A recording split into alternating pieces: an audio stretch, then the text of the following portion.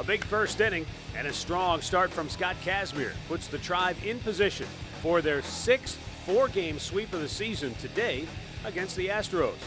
The Indians remain a half game up in the wild card race and look to keep rolling behind Corey Kluber. The Tribe's trek toward the postseason starts next on Sports Time Ohio.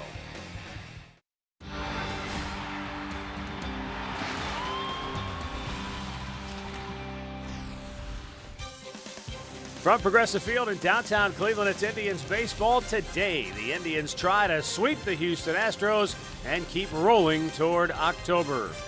Hi again, everyone. Matt Underwood alongside Rick Manning.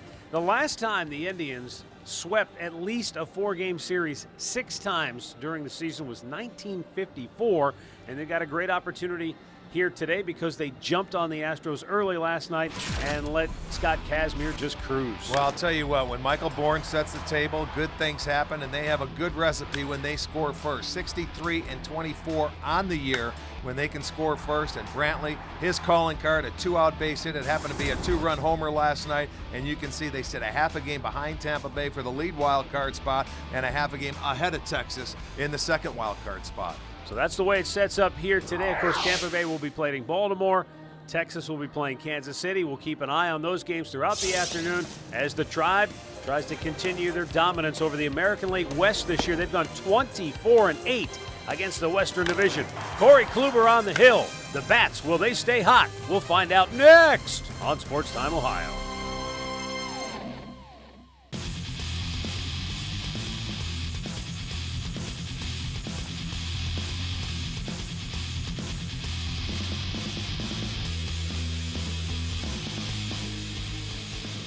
Welcome into Progressive Field. Indians winners in 8 of their last 10. They're a season-high 15 games over 500. Let's take a look at the Houston Astros starting lineup for Bo Porter today. Houston has lost 8 straight. Jonathan Villar will lead it off. Jose Altuve bats second. Mark Krause third. Chris Carter is hitting 4 straight for the Astros. He bats cleanup. Then Matt Dominguez, followed by Trevor Crow. LJ Hose, Carlos Corcoran, and Brandon Barnes round it out. Corey Kluber looking for his 10th win of the year. And his first pitch a little bit outside, ball 1. 59 degrees, our game time temperature. Welcome to autumn.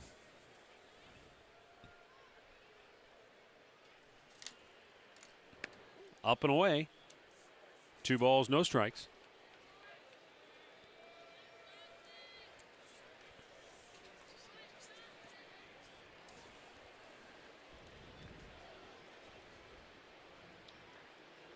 And Kluber finds the strike zone. It's 2-1.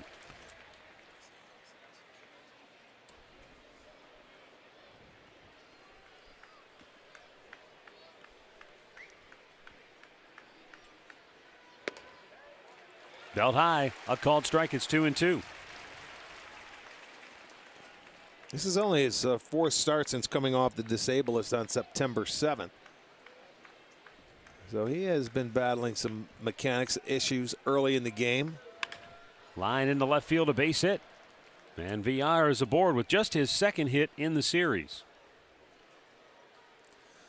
Let's check out the key Indians defense behind Kluber this afternoon. Brantley is in left, Bourne in center, Rayburn is in right. Aviles at third, Cabrera at short, Kipnis at second, Swisher at first with Gomes behind the plate. Kluber on the mound, making his 23rd start. 9-5 record. That one relief pitch outing did come against the Houston Astros back on April 20th, where he got the win. He pitched 4 innings, gave up a couple of hits. Runner goes. Called strike, throw down. Got him. Yan Gomes continues to throw him out. Well, Villar wasted no time, and Gomes made a very good throw because he had a good jump. This is going to be our McDonald's. I'm loving it. Watch this throw. The jump is terrific.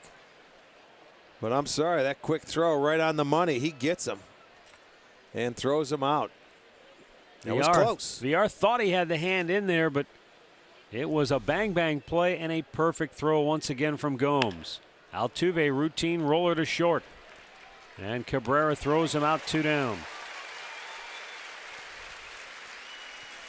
And with more on Corey Kluber, and you mentioned him maybe fighting his mechanics a little bit since coming off the DL. Here's Katie with him. Yeah, he has been, Matt. Mickey Callaway told me today, essentially what's happening is he's too quick with his delivery. You'll actually see him throw the ball before his front leg gets down, causing him to open up. Now, the key is for him to be able to stay back longer. If he can do that, you'll see much better command from Corey Kluber.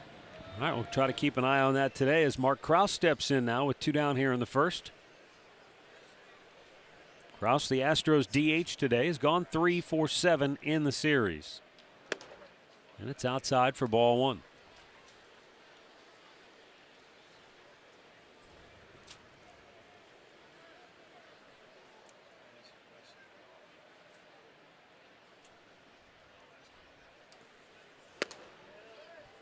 Inside 2-0.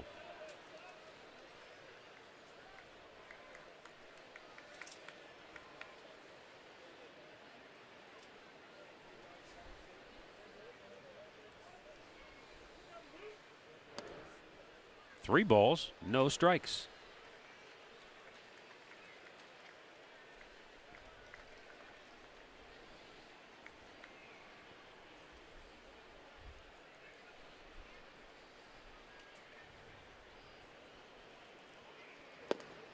Gets that one over. And it's now 3-1. 2 down here in the first inning.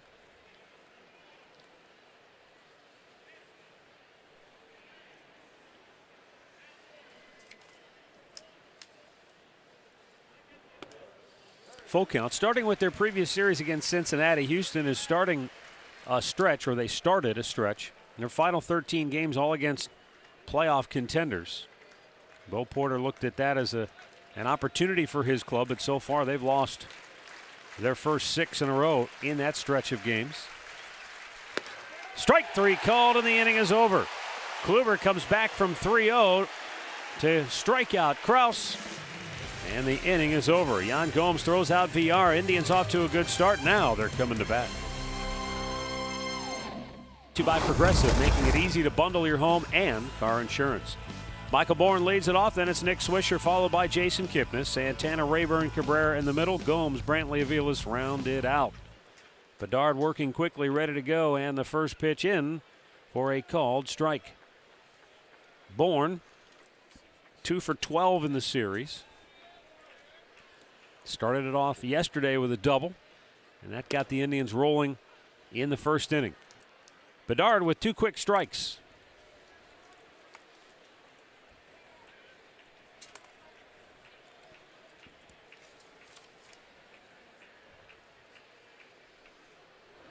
And he strikes out Bourne, 1 away. Take a look at the Astros defense behind Bedard today. Crow's in left, Barnes in center, Hose is in right, Dominguez at third, VR at short, Altuve at second, Carter is at first, Corcoran behind the plate.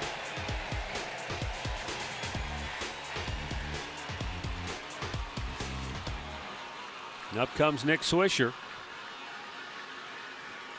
Nick batting .300 here in the month of September. He's hit 5 home runs and he's driven in a dozen.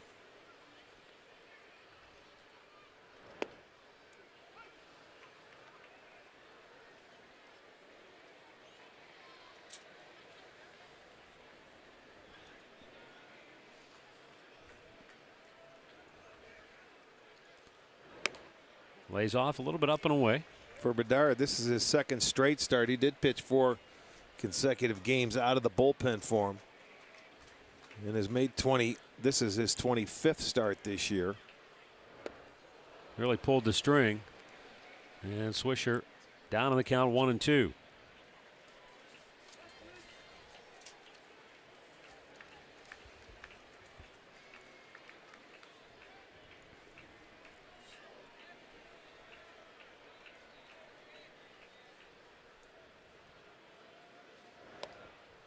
That's outside. 2 balls, 2 strikes.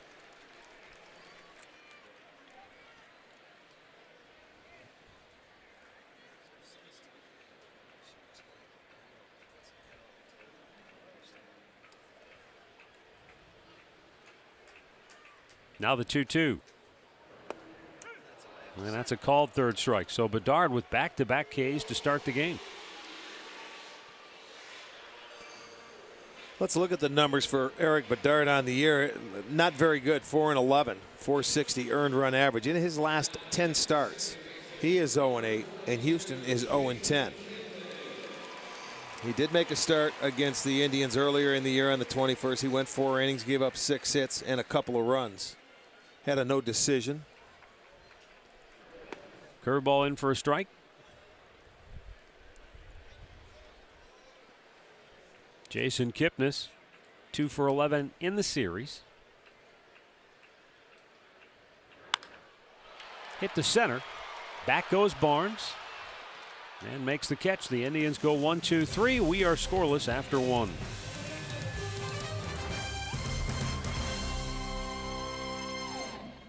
It's brought to you by McDonald's, now introducing 3 exciting new quarter pounders. And by Kia.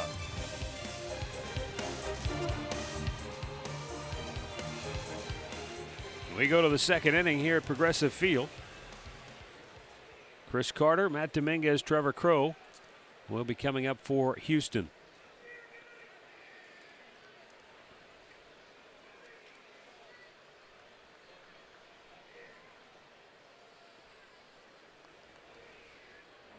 And Carter jumps on the first pitch and sends a towering drive to deep left and onto the home run porch. Wow. Chris Carter's second home run of the series, his 29th of the year, and the Astros will play from in front today. They lead it 1-0. Well, he broke up the shutout last night in the 9th inning off Joe Smith, and I mean that was a towering fly ball there. That shows you the kind of power that this guy has. He can hit him a long way, and he did right there. The 14th home run given up by Kluber.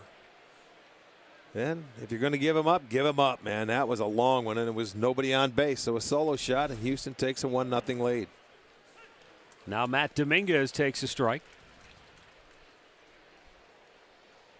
Now Carter, 19 of those home runs on the road. You see there among the league's best. Swung on and missed. It's 0-2. Carter's the one guy for Houston who has swung the bat well in all 4 games in the series. He's gone 6 now for 11.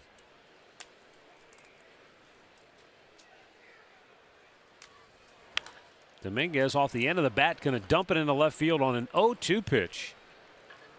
He's got a single here in inning number 2. Coming on the slider from Kluber. 0-2 pitch. Let's see the location of it. They slide to sit away, and he left it middle of the plate. Even though it was down, it had a little too much of the plate on there for an 0-2 pitch. So they get their third hit.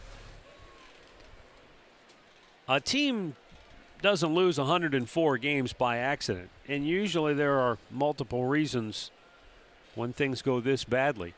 But for Houston here of late, they've scored 1 run or less. They've been shut out 6 times in their last 7 games. Ouch. And then, of course, they've lost 8 straight. So you can talk about the defense and the pitching, but if you don't score. We witnessed it last year no when chance. we made our run through August and into September. They weren't scoring. And, you know, you were figuring if you got down early in a ball game 2 or 3 runs, it seemed like you were out of it. And that's what happens. The Indians last night came back and put 3 on the board in the first, and they just couldn't recoup. Yeah, the Indians haven't exactly. Yeah, they haven't hit the cover off socks the ball. off. Yeah, you know, 2-1, 2-1, and last night 4-1. And in the first 2 games, I think defensively, Houston really helped the Indians get on the board with those 2 runs. They didn't do themselves any favors, that's for certain. Well, when you're not scoring offensively, you have to play a perfect baseball game defensively, and you can't give any extra outs. And the minute you do, then you're in trouble. 1 ball, 2 strikes to count here on Trevor Crowe.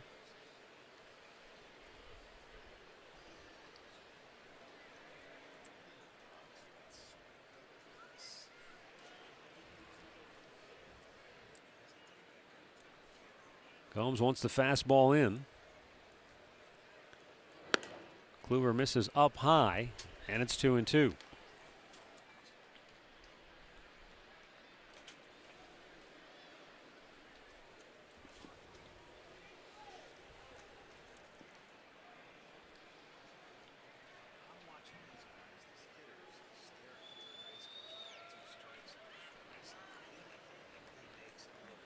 Dominguez at first, held there by Swisher. And the 2-2 is strike three called. Second strikeout for Kluber, one down here in the second.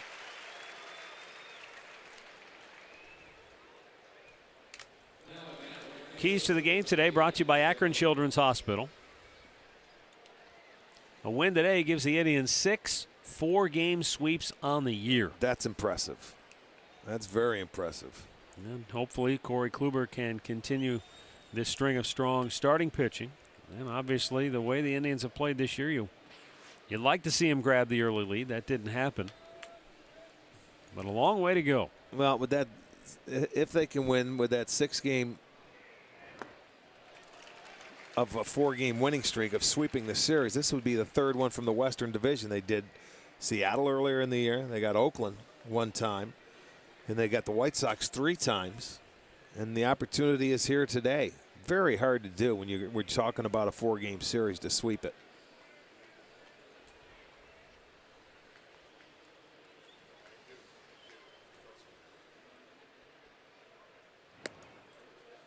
Dominguez back safely at first with one down here in the second inning. L.J. Hose, the batter, has gone 2 for 7 in the series.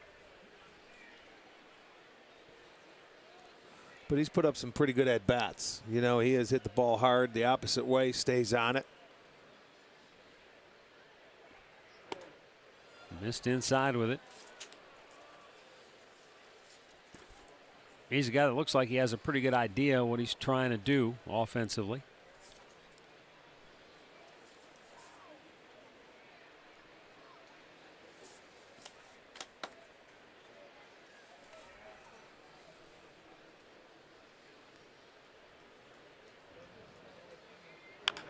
Little number, and that's going to go foul.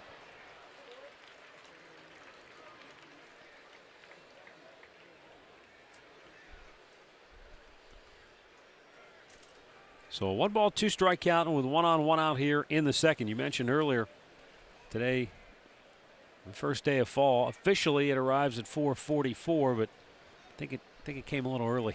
You got the time down to the minute. That boy. You're right. I watch the same channel.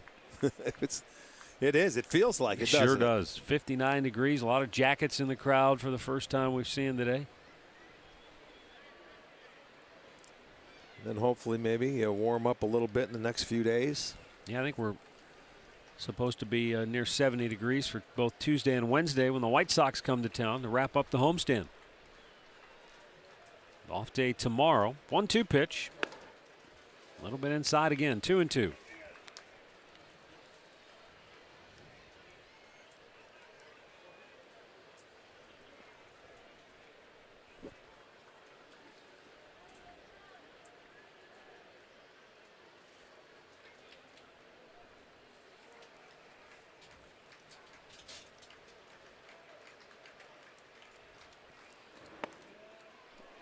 Ooh, that looked awfully good. Pretty good pitch. Full count. This is one that might have come around the plate. They wanted it away, and you can see it's inside.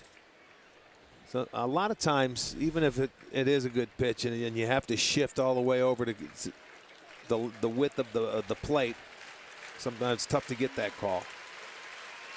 3-2, runner holds. It's fouled back.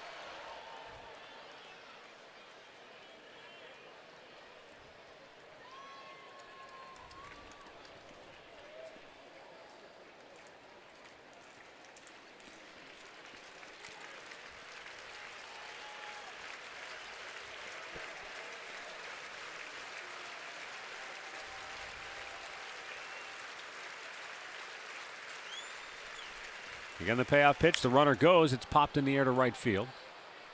In comes Ryan Rayburn. And he'll make the catch, 2 down.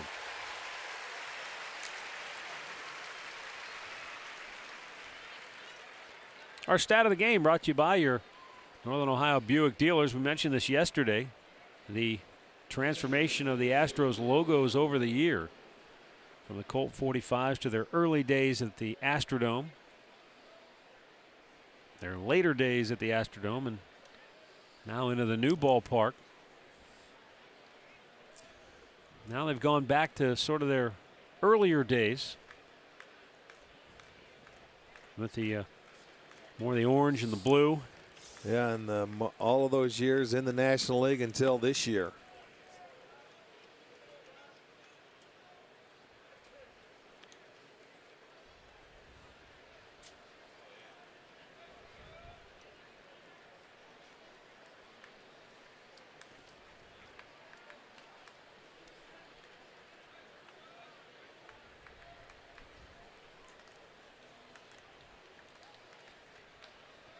Carlos Corcoran, switch hitting catcher. Takes it inside. 2-0. We're used to seeing Corey Kluber, work from in front. First pitch strikes, get ahead. But maybe with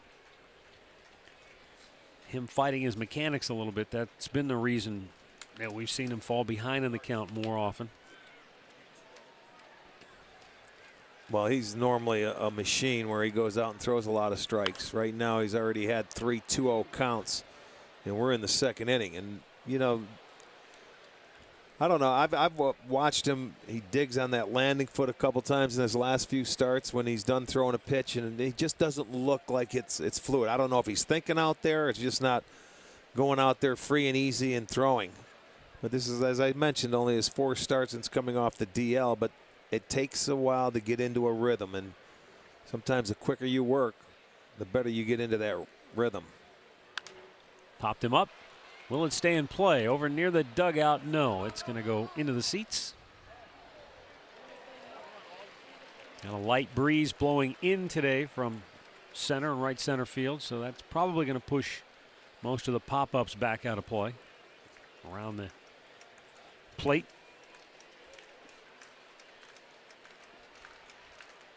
The Indians down 1-0 early here. Houston batting in the second with a runner at first and 2 down.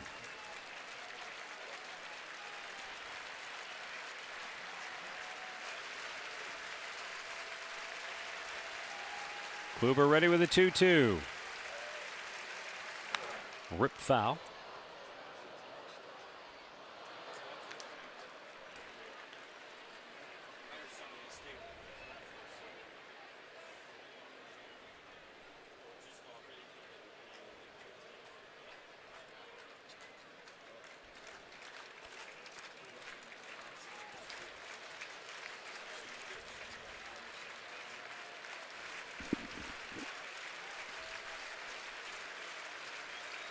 Again the 2-2, and again it's popped out of play.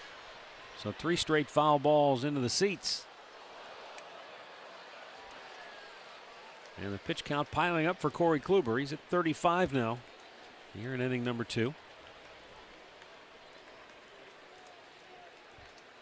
Got through the first rather quickly.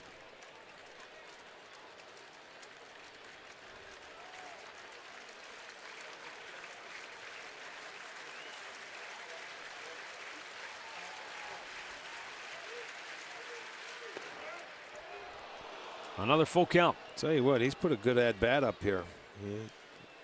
He is seeing the ball well. And we see Kluber a lot of times where he gets a lot of swings and misses, but so far to this point he hasn't.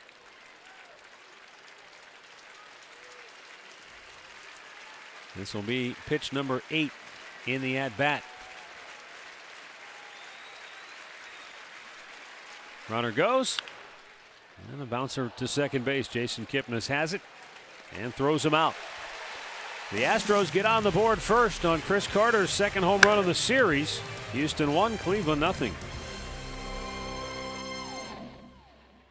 1-0 Astros on top as we go to the bottom of the second inning. Halloween's here early. Carlos Santana to lead off for the Tribe. Santana's batted .306 on the year against left-handed pitching. But so far in this series, the Astros have had his number. He's gone just 1 for 11.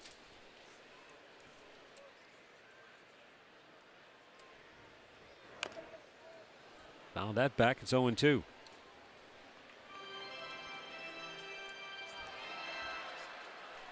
That pitch floated in there at 73 miles an hour.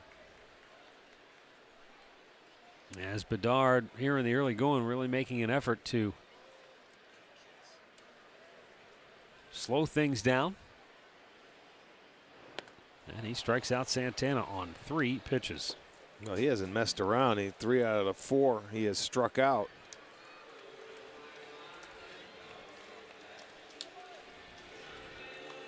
Firestone Complete Auto Care Extra Mile Index.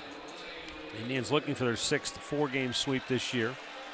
Last team to do it is 61 Yankees. And the Indians in 54 swept 5 4-game series, and 1 was a 5-gamer.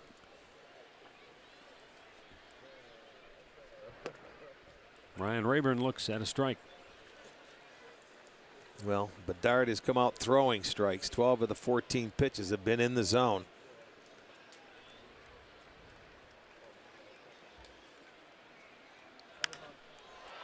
It's hit high in the air. Center field. Barnes is back. And the outfielders collide. Barnes hangs on to make the catch, but he and Hose ran into each other. 2 down. Well, center fielder's ball if he's calling for it. Hose has got to get out of the way. Now, I'm not sure. We're not going to see if they were calling for it or not, but anytime that center fielder can get to a ball and make the play, get out of his way. And obviously he wasn't calling for it. He didn't hear it.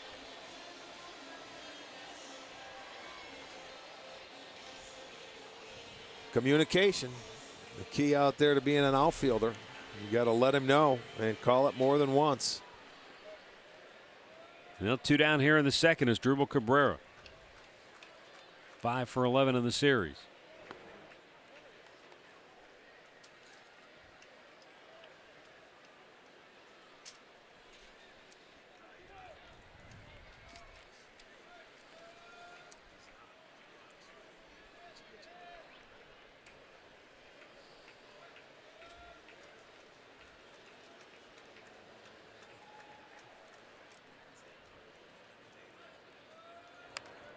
Pop back out of play.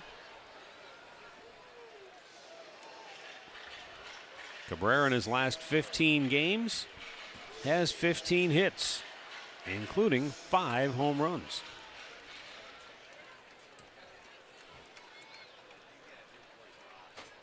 Indians down 1-0 here in the second.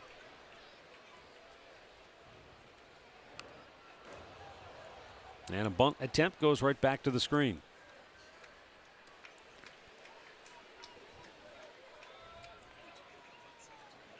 So far for Eric Bedard, out of those 18 pitches, 15 have been strikes.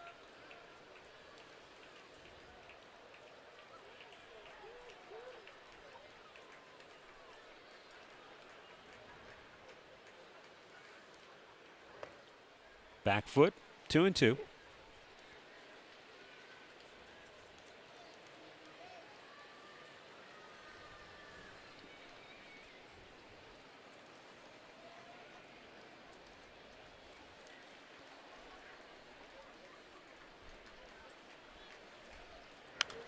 Cabrera pops it foul. That's out of play.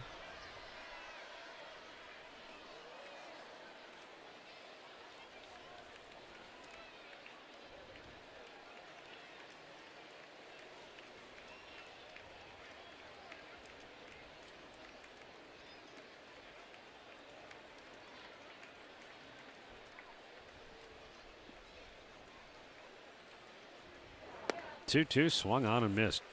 Boy, Eric Bedard has fanned 4 of the first 6 batters, and it's 1-0 Houston after 2. On top as we go to the 3rd inning. Brandon Barnes will lead it off for Houston.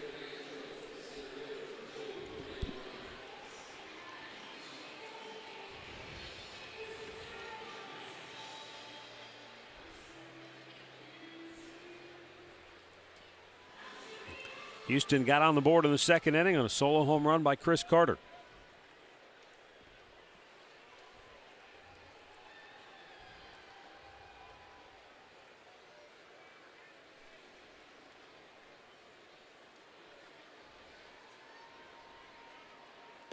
Showing bunt. That's a fastball strike.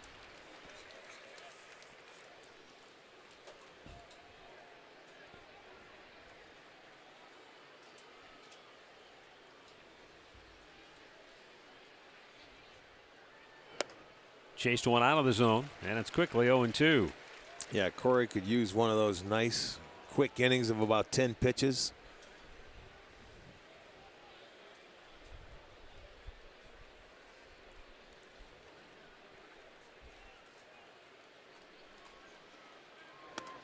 Lays off the letter high fastball.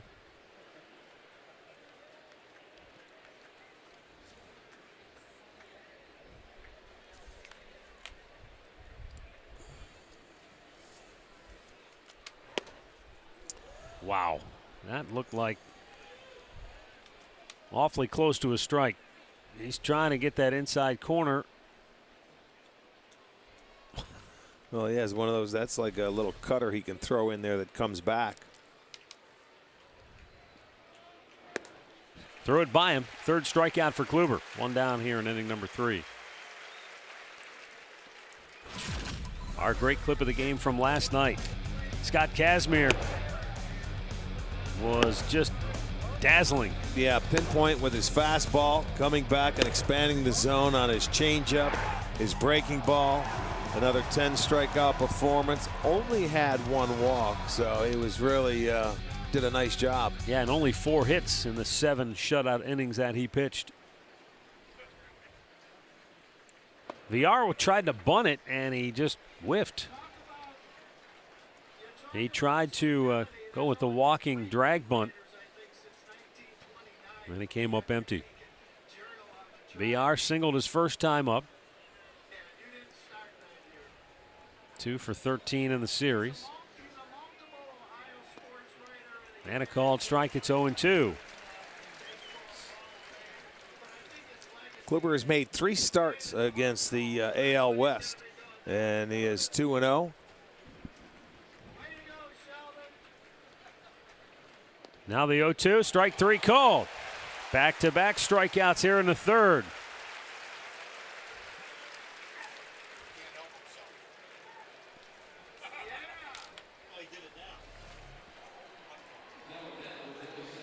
You can see VR and why he was griping. He thought it was low. There's but that the little breaking slider, ball and thought it was at the knees. Well, he got the call.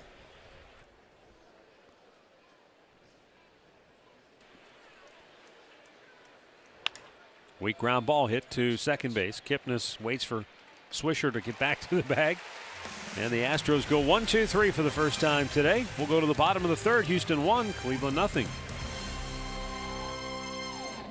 Later in the game for Miller Time, brought to you by Miller Lite. Bottom 3rd of the Indians order coming up here in inning number 3.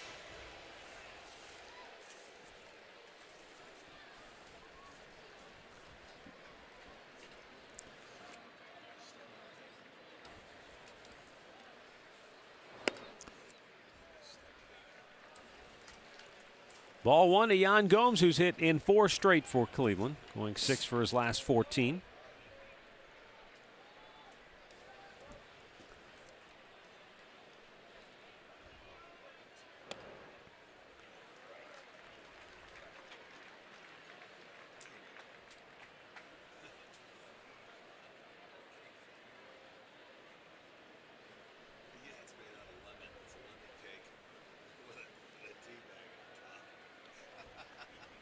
Now the 2-0. Upstairs and away. 3 balls and no strikes. Bedard hasn't come close really to walking anybody to this point.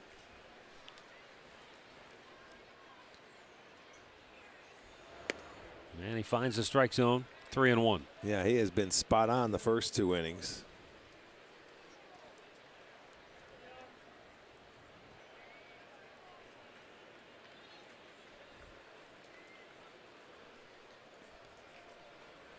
Three-one pitch. And Gomes pops it up foul. That'll get out of play. Eric Bedard, it's been a very strange year for him And when you look at some of the odd streaks that he's been on, in the month of April, he made 5 starts and had 5 no decisions. Then in May, he went 3-1 in his 5 starts. Then in June, he lost all 5 starts that he made. Yeah.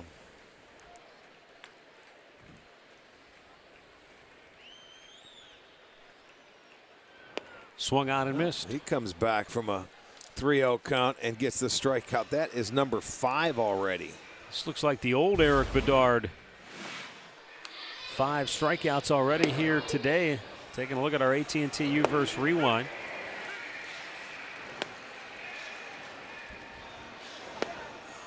He got the very slow breaking ball at 73 miles an hour, but he still got enough to get 92 in the fastball. Yeah, the slow hook, that takes you off the fastball, and when he shows it to you, it's usually elevated or up in the strike zone. Real slow delivery. He's got that turn. He's got the curveball and the changeup he's been using very well. Michael Brantley with a 6-game hitting streak coming in. He lines one into left field, and the Indians have their first hit of the game. Nice opposite field approach. Well, when you look at it, left-handers are hitting Bedard better than righties. Lefties have a .290 batting average against them, while right-handers have a .253. And no surprise that Michael gets the first hit for the Indians, taking them the other way.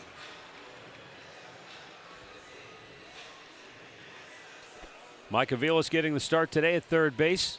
All season long, though, he's been part of the bench bunch for the Tribe. And Katie, they've got their own nickname, their own T-shirts, everything. Yes, they do. The Goon Squad. I'm sure you've seen it or at least heard about it. You can thank Mike Aviles for coming up with the name of it, but he credits Yan Gomes. It all started with him, the way he had been stepping in and producing in big situations. Now, I know you're wondering the definition, Matt.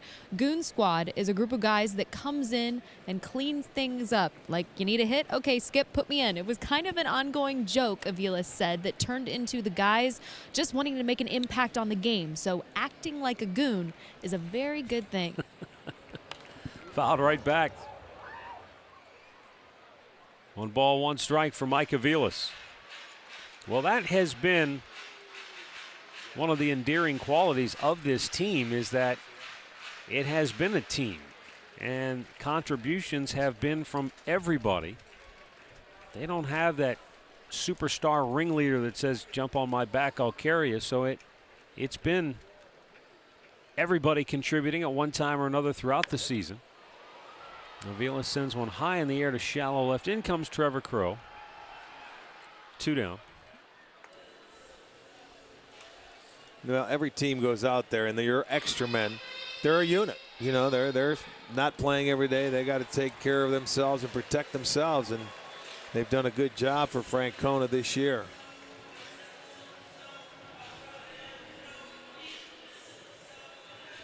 Terry looking for a spark offensively here in the early going. Only 1 hit first time through the lineup.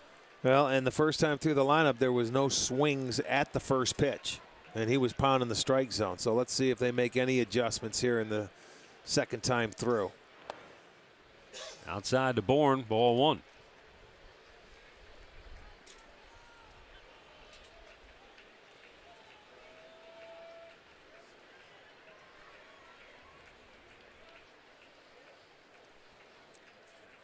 He wants to talk to his catcher. Bedard is a guy who throughout his career has spent a lot of time on the disabled list. 8 times in his career he's been on the DL for a variety of ailments, from Tommy John surgery to shoulder surgery to a hip problem, a knee injury.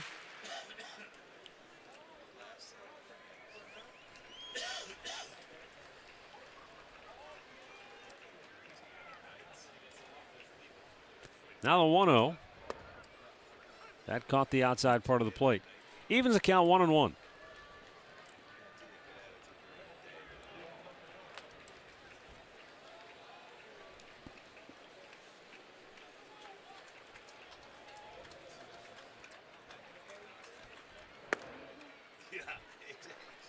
Two balls and a strike. Bedard coming into today had 139 innings under his belt. That's the most innings he has pitched since 2007.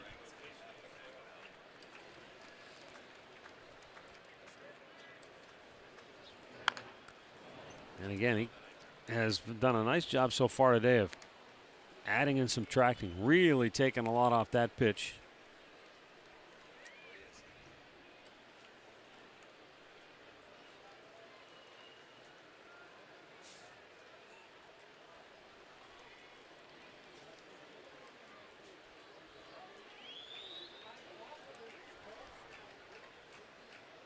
Now the 2-2.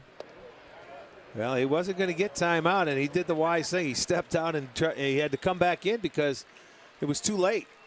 Even though verbally you may call timeout, the umpire, see, he tried to get it. It was too late, and I can see why C.B. Buckner didn't give it to him. It's too late. He started. Bourne had to come back in. Fortunately, it was a ball for him. Now a full count.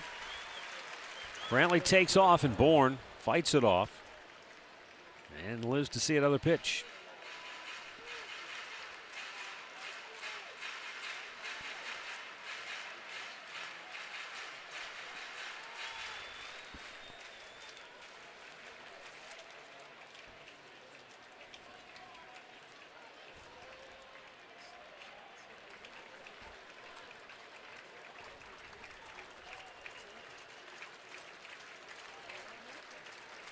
Again, the 3-2, and again, Brantley was moving. Bourne again fouls it back.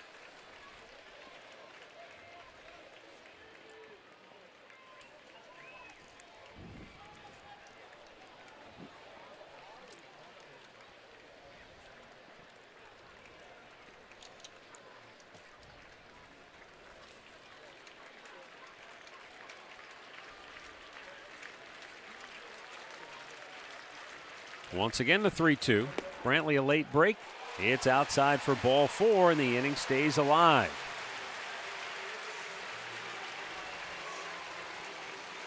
Well, the video game that put you in the owner suite is now available free on iPhone and iPad. You can build your stadium and make the decisions to guide your team to the World Series. Download MLB Ballpark Empire free today.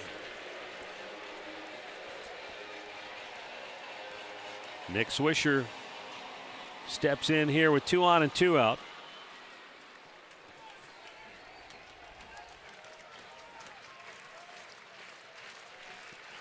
After needing just 21 pitches to cruise through the first 2 frames, Bedard now has made 19 pitches here in the third, but he has 2 outs. See if Swisher can deliver with a 2-out hit and get the Indians on the board.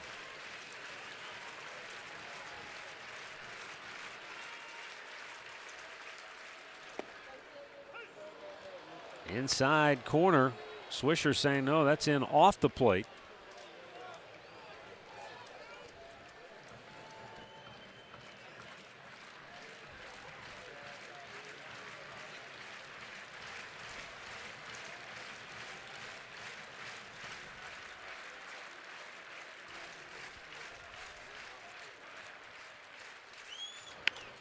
Swisher lifts one in the air, left center field. Barnes, the center fielder's there, and the inning is over. Tribe gets 2 on, they strand him, and after 3, it's Houston 1, Cleveland nothing.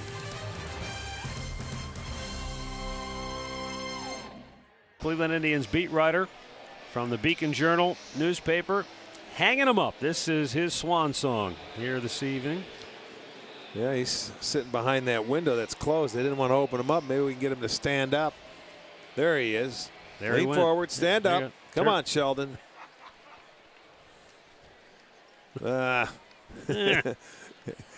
He just, forget about it.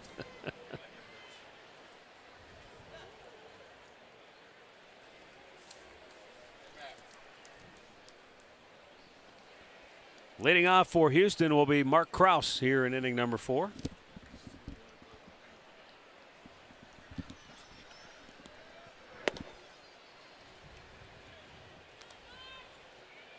Krause was called out on strikes his first time up.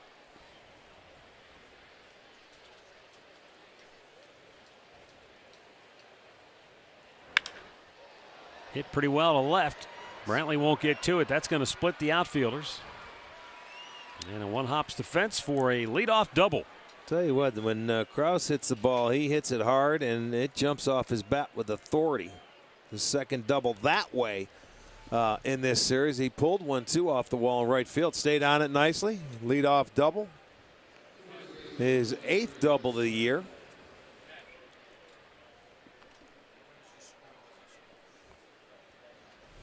That'll bring up Chris Carter, who homered his first time up. Carter homered onto the home run porch. It was a towering blast, his 29th of the year.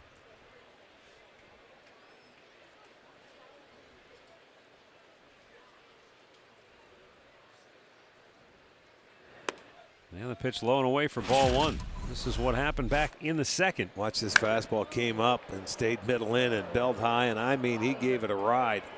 High and deep into that home run porch.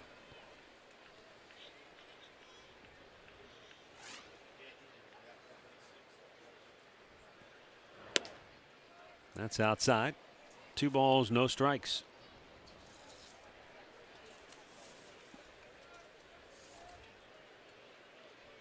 In the last 2 games, and then including today, the only Astros runs have been scored on solo homers.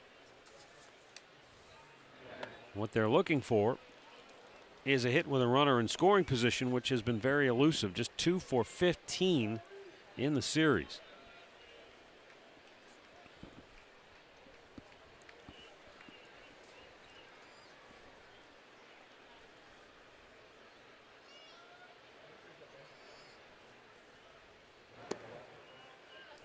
And that's ball 4. Well, he was going to be very careful after what he did the first time up, so he walks him on 4 pitches. First walk for Kluber today. Right now on FoxSportsOhio.com, get clubhouse reaction to the big crowd from last night. Buckeyes looking forward to Big Ten opponents.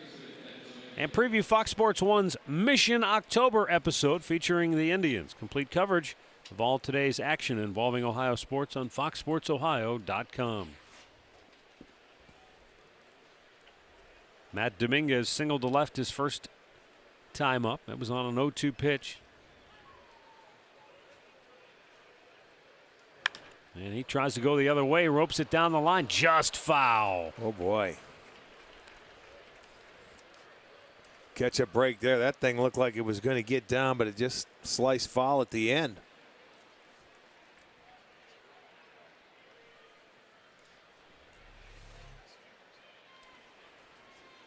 There it slices down there, not by much.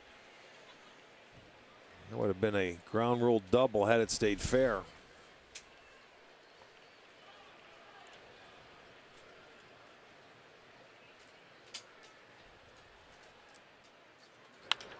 And that's in the hole in the right field, a base hit. Krause will have to stop at third, and the Astros have loaded him up here in the 4th inning with nobody out.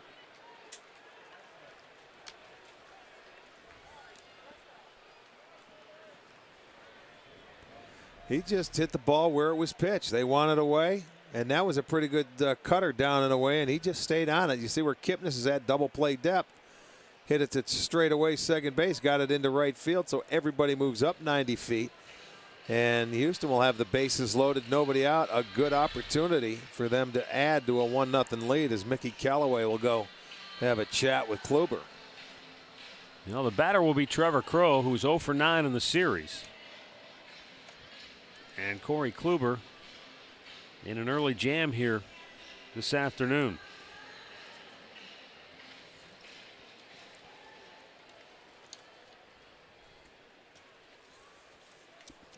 Oh for 9 for Trevor Crowe with 6 strikeouts. Well, they've been staying on the baseball. Of their 5 hits today, 3 have gone opposite field.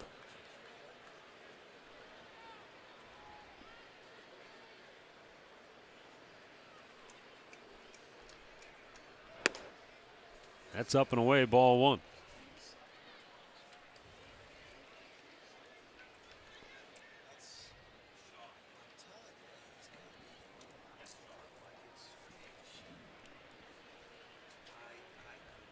Crowe 0 for 10 in the series. I said 0 for 9. He did have a pinch hit appearance final out of last night's game.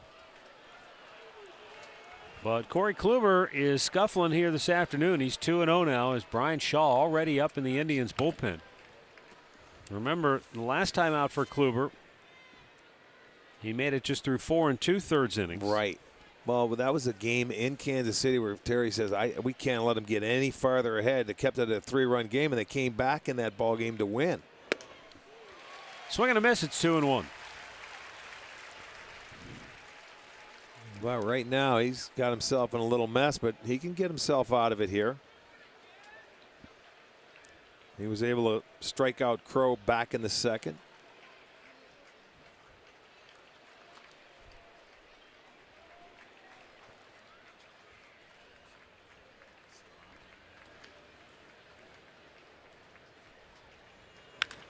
Double play ball to second.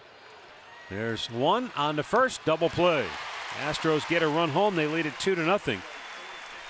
But Trevor Crow hits into the twin killer. And there are 2 down in the inning as Chris Carter goes to third. We'll go back to the Hyundai Studios right now for an in-game update with Al Pawlowski. Hey, Matt, Rick, let's go to Pittsburgh where the Cincinnati Reds put up a 5 spot in the first inning off of Jeff Locke. A 3 RBI double by Joey Votto, and then this 2-run homer by Todd Frazier, his 18th of the year, have accounted for the runs. 5-0 Reds in the early going, Matt.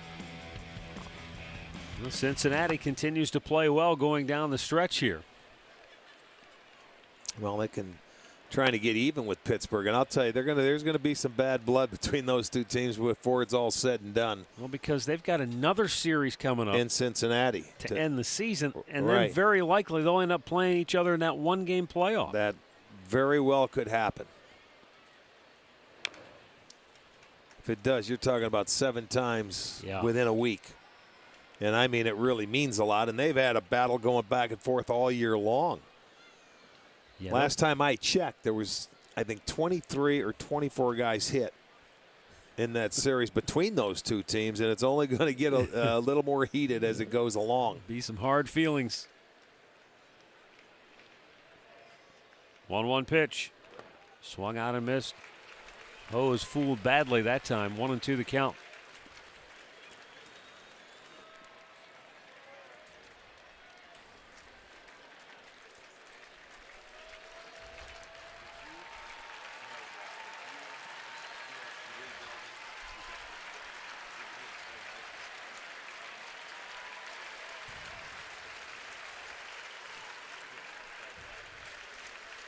One-two pitch.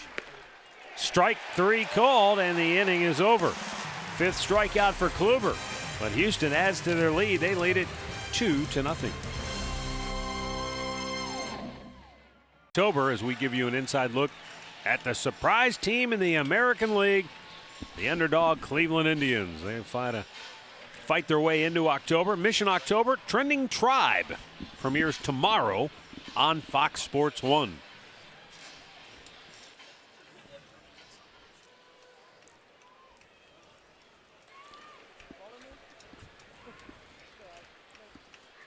Jason Kipnis tries to bunt his way aboard, but it's going to dribble foul, and he'll come back and try again.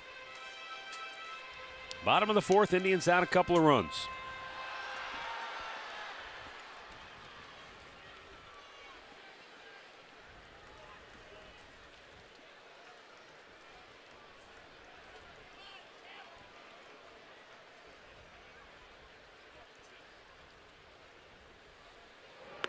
Upstairs with it.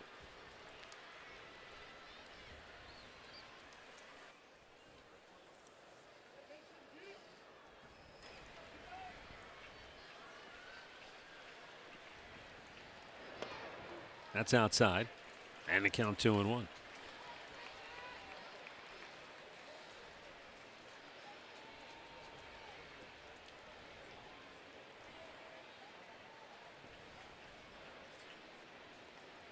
Outside again. 3-1.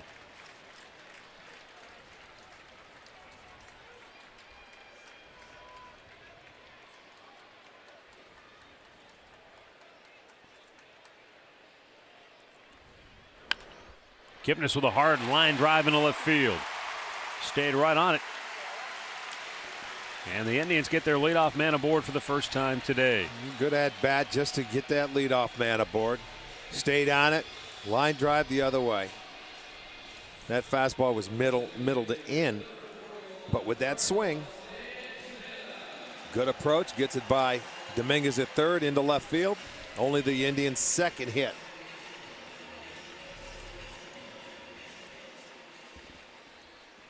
You can see he's pretty much stayed on the baseball all year long, not trying to pull it.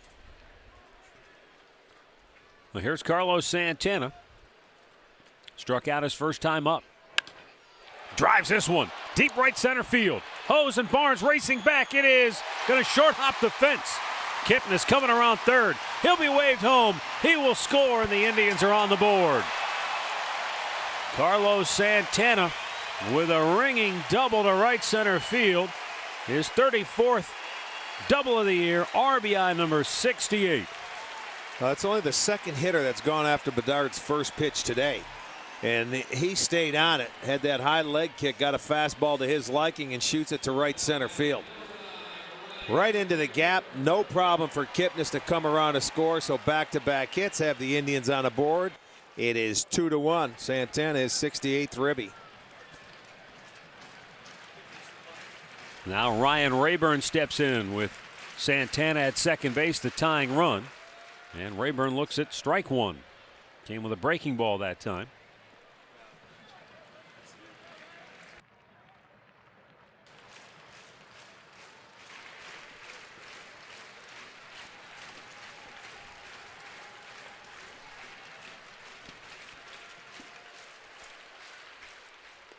And swung on and missed. It's 0-2.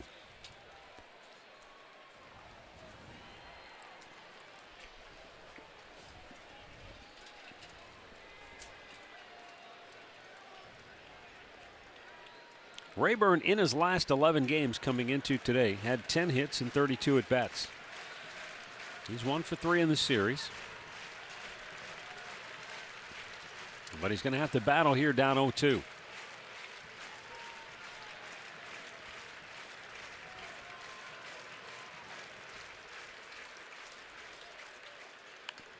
Slowly dribbled towards third. Big hop. And Dominguez able to throw him out. One down.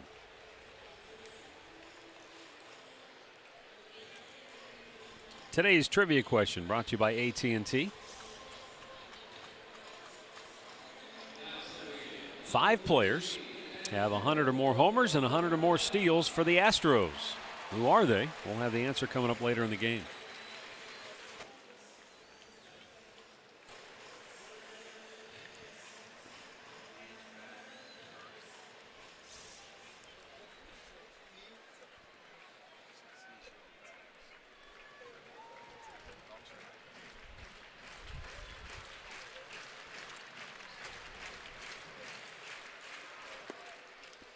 In there for a strike. As Drupal Cabrera struck out his first time up. You see his numbers there, 5 for 12 in the series.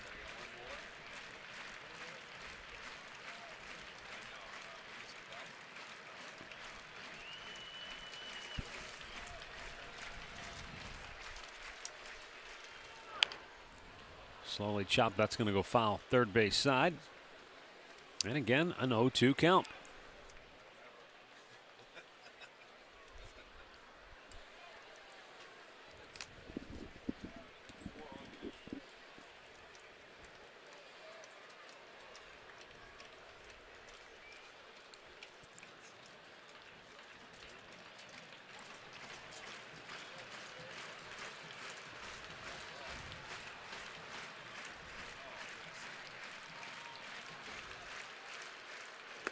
Up and away. Fake to throw towards second, but Santana not all that far off the bag. The 3 hits the Indians have here in the game have all come from 3 hitters who've really stayed on the ball and taken it either to the opposite field or up the middle. Right.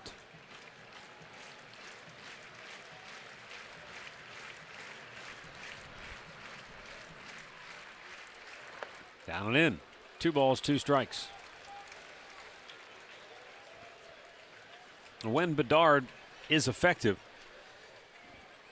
It's his ability to continue to pitch inside and opens up that other half of the plate for him. And then he gets ahead and gets you to swing at pitches like that one Cabrera just took.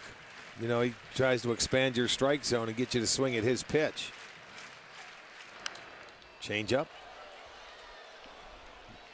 It was up, and Cabrera might be a little upset he wasn't able to do something with that. Well, when you have 2 strikes, though, you're just trying to put that ball in play, and he did leave it upstairs.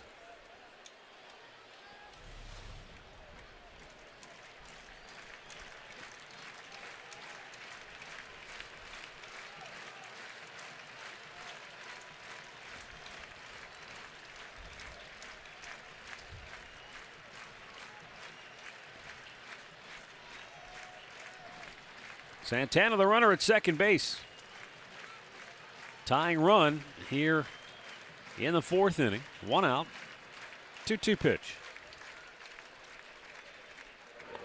Full count.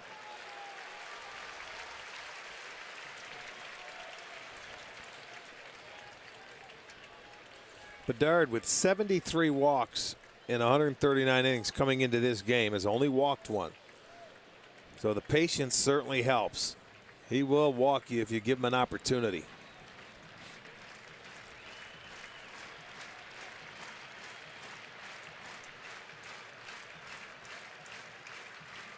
Payoff pitch, outside, ball 4.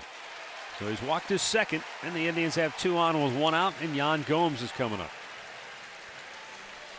Well, Indians playoff tickets will go on sale to the public tomorrow, and you don't want to be left out. Postseason action right here at Progressive Field. Log on to Indians.com/postseason for more information.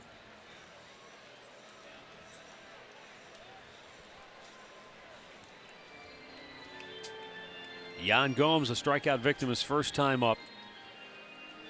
He'll be batting with runners at first and second and 1 gone here in the 4th.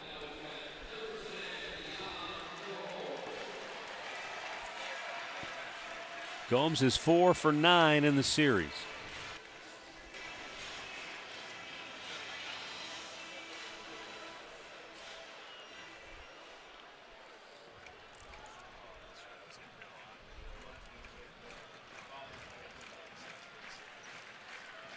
Outfield more or less plays him straight up.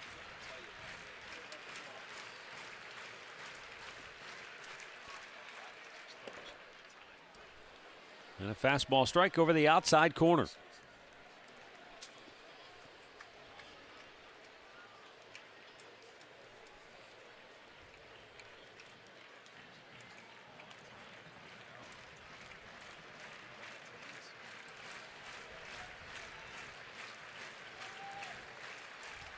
Santana kept inching off as though he was going to steal third if Bedard never looked at him. Right now, Carlos, let the guy hit. You don't start jockeying back and forth. You could interrupt the hitter right here. You're the tying run at second base. He's not going to steal third, so just stay put.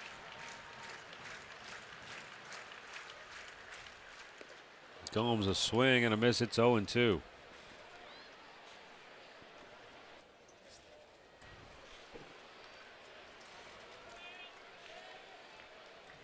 .40 out of 60 pitches for strikes so far for the left-hander, Eric Bedard.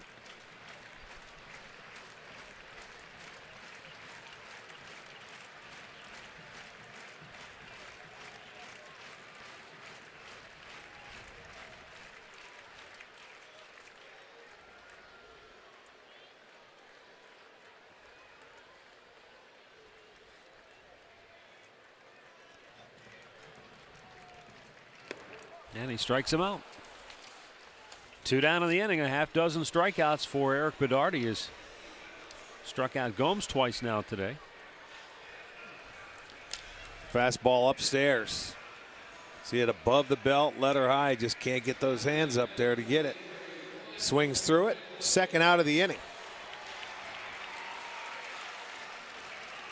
That'll leave it up to Michael Brantley, who had the Indians' first hit of this game in the 3rd inning. He lined a base hit to left field. It was the only hit Bedard allowed first time through the lineup. Second time through, a couple of hits, couple of walks. Only one strikeout thus far after he fanned 5 of the first 7 hitters to start the game.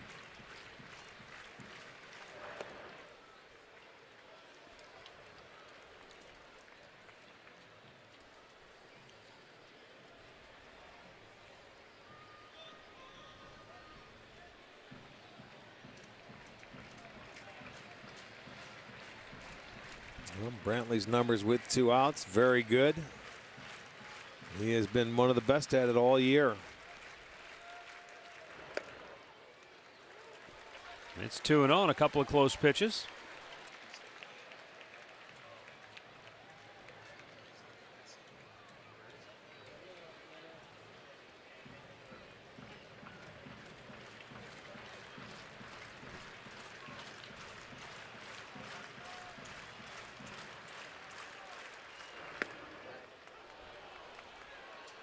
That's called a strike, and it's 2-1.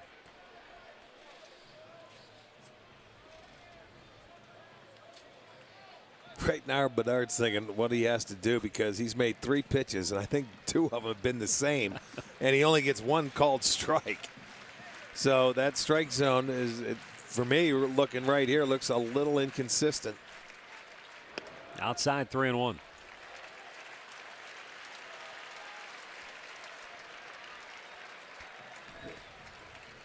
Well, we'll see if Brantley can take advantage of a good hitter's count here. Good hitter's count. I think you'll see that breaking ball again that he started him off with the first 3 pitches. We'll see.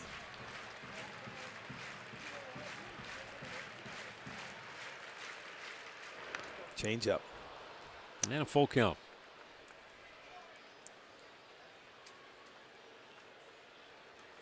Change up that he put in a pretty good spot. When you're behind that hitter's looking fastball, so he went away with it. That was a good spot, and Brantley did get a piece of it, thinking it was going to be the fastball, and fouled it off.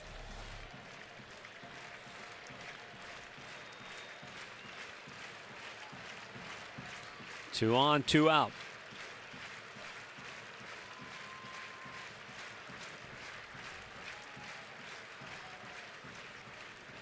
Bedard has a reputation for being a slow worker, especially when he gets runners on base, and he's living up to it here in this inning.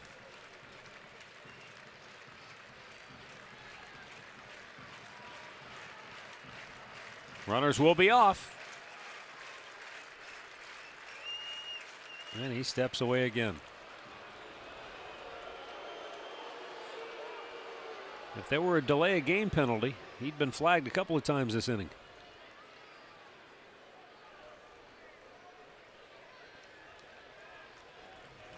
Sometimes hitters are just as guilty. They step out a lot, but in this instance, it's just been Bedard. His manager's sitting there waiting for it. The runners go, and the 3-2 is fouled away.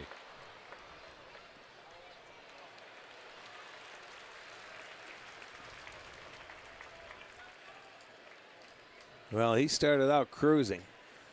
10 and 11 in the first 2 innings. And, you know, normally he has a 9 ERA in the first, but got through those 2. And now the 3rd and 4th, he's starting to throw a lot more pitches. They're able to get to him early now in this inning.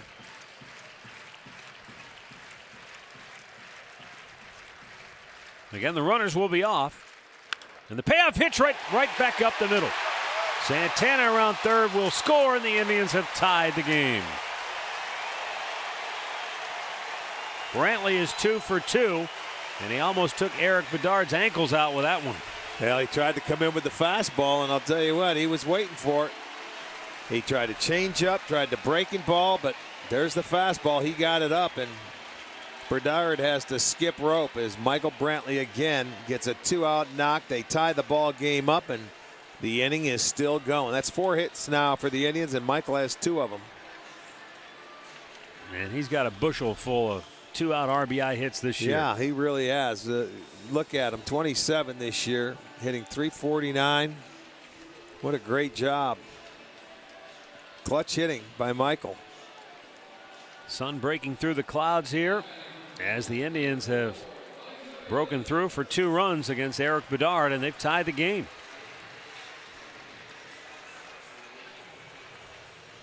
3 of their 4 hits all coming in this inning. And now Mike Aviles, who flied to left his first time up.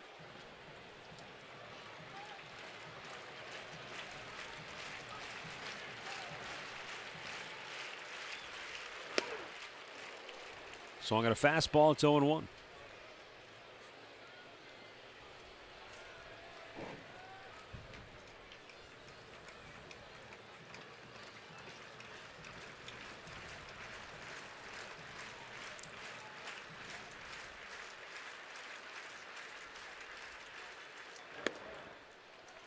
Upstairs, 1 ball, 1 strike.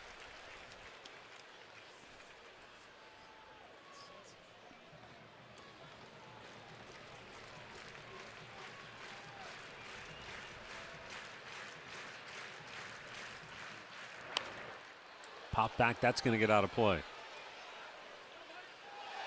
Baltimore and Tampa Bay. They're in the 3rd inning down in St. Pete. Rays have an early 1-0 lead there. Texas, Kansas City, they're scoreless in the 2nd at Kauffman Stadium.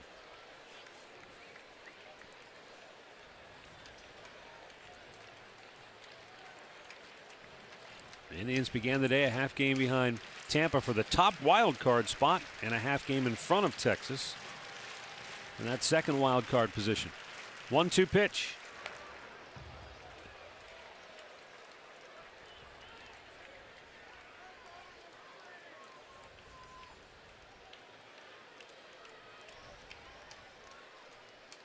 .30 pitches in the inning now for Eric Bedard.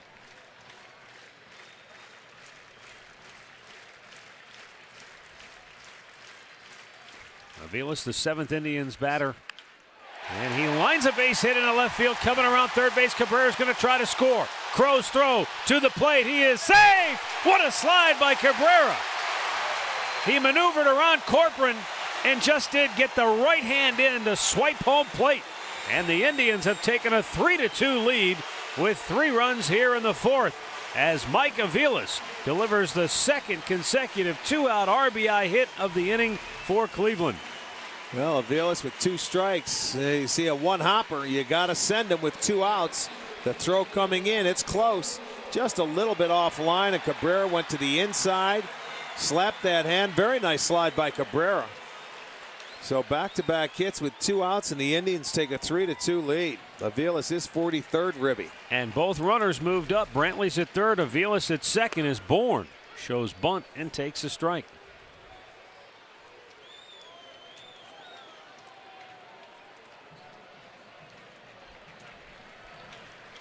The 8th man to bat in the inning for the Indians. Bourne struck out in the 1st, walked in the 3rd. And that's outside, 1-1.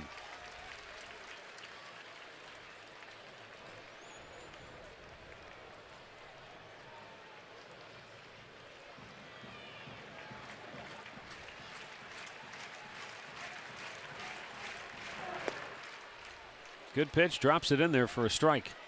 And it's 1-2. Anytime there's a base hit and you're the on-deck hitter, you got to come in and tell a guy where to slide. Look where Bourne is. He is directing him. He's like air traffic control, man. Get over there to the inside, and that's exactly where Cabrera came in. And that's what you do. That was well done by Bourne. Something that'll go unnoticed. Not by us. No, but I mean, when you're rounding 3rd, he's coming in that throw from left field. He doesn't know which way to slide. He may look at the catcher, but when you have your guy telling you right or left and he went on the inside, well done by Cabrera to get that slap of the home plate with his hand. 2-2. Swung on and missed. Bourne strikes out. The inning is over, but the Indians come back with 3 here in the 4th. And they now lead it 3-2.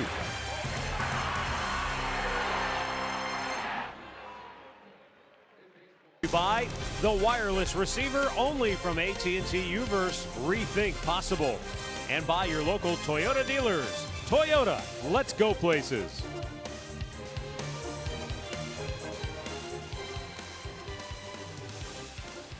(3-2), the Indians lead it. As we go now to the 5th inning, Tribe roaring back with a very productive 4th inning. Scoring 3 times to give Corey Kluber the lead. Kluber's made 62 pitches on the day. 39 of those have been strikes. And he'll face Carlos Corcoran, Brandon Barnes, and Jonathan VR here in the 5th.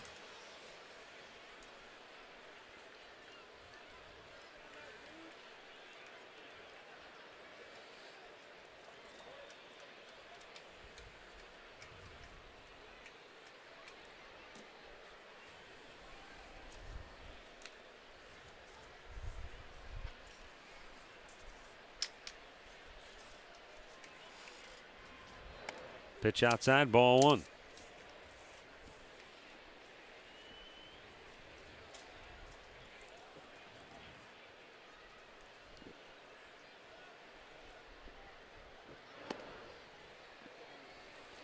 Corcoran had a really good at-bat in his first time up to the plate, worked him to a full count, had about an 8 or a 9 pitch at bat, and ended up grounding out to second.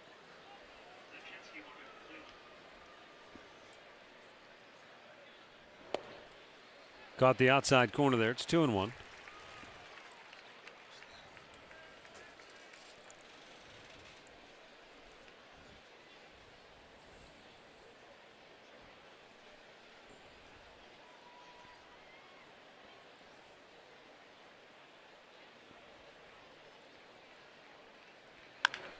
Hit hard and into right field, a base hit. The Astros get their leadoff man aboard. That's their 6th hit in the game. Injury report today brought to you by Elk & Elk, serious lawyers for serious injuries. Call 1-800-ELK-OHIO. Poor Colby Rasmus. That's no way to have to miss time. Hit by a warm-up throw.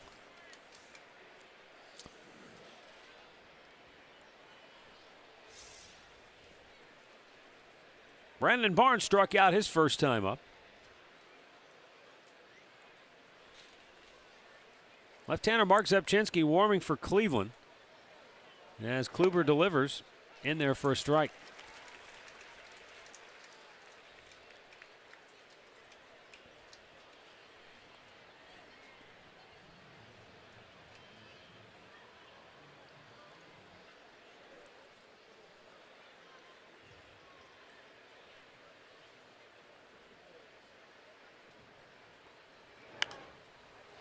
That's going to go out of play. Send along some birthday wishes. Gene McGrath of Sagamore Hills is turning 89 today. Gene, very happy birthday to you.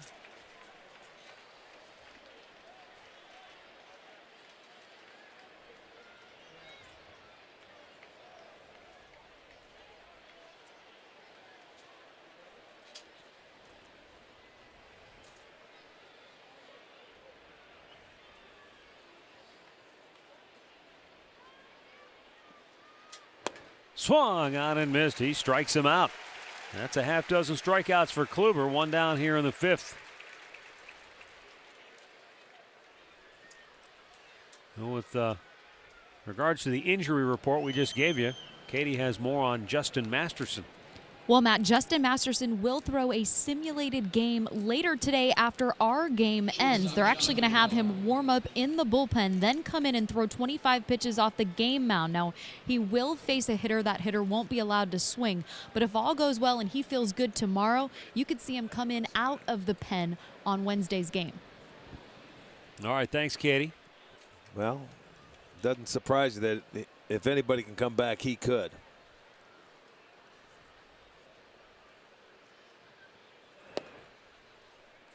I talked to Justin before the game today, and he feels great. You know, he said, man, my arm feels amazing right now. And he literally is like a caged animal. He can't wait to get out there and turn it loose again.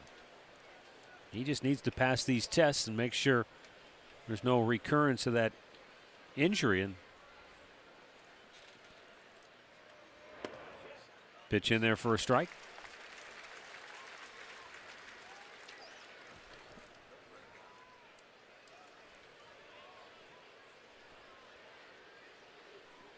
Jonathan VR singled his first time up, then was thrown out trying to steal. Took a called third his last time up. Outside he missed, 2-1.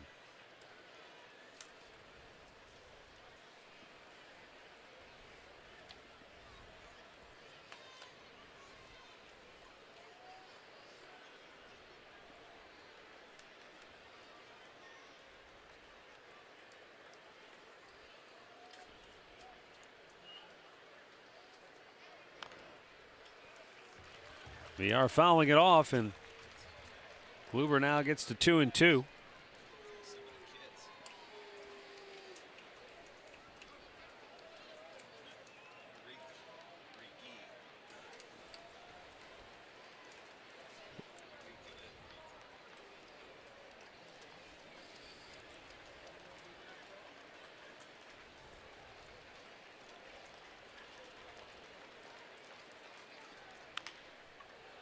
Bounce to second. Kipnis to Cabrera.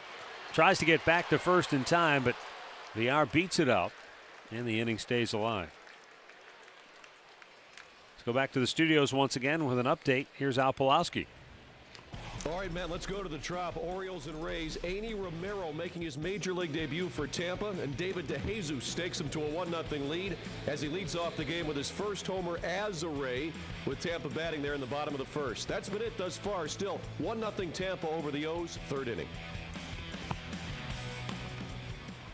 So you got to look at the wild card standings. Tampa a half game in front of Cleveland for the top wild card spot. Indians hold the second spot. Texas a half game back. Indians will be off tomorrow. Both of those teams will be playing. In fact, Tampa will be finishing up their series with Baltimore tomorrow. Day game, wraparound series for them. It's been a long weekend for Baltimore in Tampa.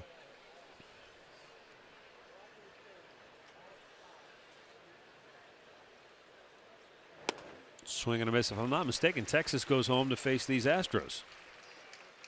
Yes, that is correct. Jose Altuve is an aggressive swinger. 0 for his last 11. He's grounded out twice here today.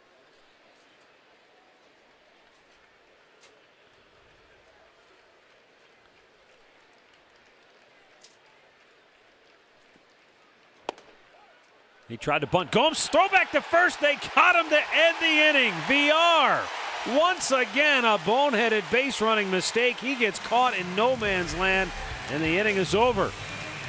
Middle of the fifth. 3-2 Cleveland. Here's we go to the bottom of the fifth. Nick Swisher, Jason Kipnis, Carlos Santana due up for the Tribe. Swisher 0 for 2 today.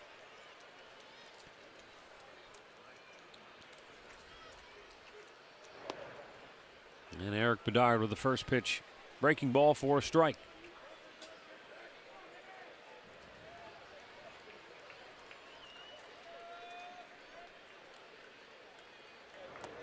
Bedard first started using that twisting windup motion. Not quite Louis Tion, but he does turn his back to the hitter before he delivers. Started that during his third professional season of baseball, and he just felt like it gave him an opportunity to hide the baseball. And he said, the way I pitch, if the hitter has to take a split second longer to pick up the ball, then that gives me the advantage. Deception. I mean, that's what anybody can use. But a lot of times when you do that, you better be in sync. And timing-wise, you better consistently do that or you can be out of whack. That brings me to the second part of the story, the 1-2 pitch. The coaches told him he could only do it because, you know, in third pro season, you're still a young player. Only do it if he continued to throw strikes. Okay, yeah. Not an easy thing to do. When you watch the turn. And you can turn, sometimes you'll turn more, sometimes you'll turn quicker. That's the thing, is staying consistent. And you can do it out of the full windup. So that left shoulder has a long way to go to get back to pointing towards home plate by the time he lets go of the ball. And as you pointed out, that's why, you know, coaches would keep a close eye on that, because if you turn and then you don't get turned back around, then you're throwing across your body, or if you open up too much, then you're flying open. There are a lot of mechanical things that can go wrong. And that just missed hitting Kipnis. That's where every pitcher's different. They have to find their own rhythm, their own mechanics, and you know, you have to pretty much have be your own coach and have your checkpoints when you go out there. And if you've been around a coach long enough that they can monitor that, it's going to change from year to year when you go to a different coach. Now, we talked about the transformation of Ubaldo Jimenez and how a lot of that was mechanically based, but in his case it was more about speeding up the tempo. Right. which helped improve the mechanics. Carter with a nice dive, but he can't get to it. And Jason Kipnis has his second hit of the day. And a one-out base runner for the Tribe here in the fifth as we give you our in-game recap brought to you by your local Toyota dealers. It was Chris Carter's second home run of the series, 29th of the year, that staked Houston to a 1-0 lead. They led it 2-0 when the Tribe began their comeback in the fourth. Michael Brantley, a 2-out RBI single, tied it. Mike Aviles followed with a 2-out RBI single to put the Indians ahead. And, you know, I want to go back to the point you were making that inning about Michael Bourne being in position and then telling Cabrera to slide to the inside. How many times do we see the on-deck hitter not in position? Still standing there in the on-deck circle watching the action and then realizing maybe late and trying to run over at the end. Well, that doesn't work. You've got to be in position. Absolutely right. You've got to be watching the game and doing everything, ready to do that same thing. That could be the difference of a safe or an out call, and we saw the safe call. It could be huge. Could be very, very big here. And you can see where the throw is going to be up the third base line. And if he stayed straight in, you never know. He might have been out, but he comes to the inside, and that's all because of Bourne telling him.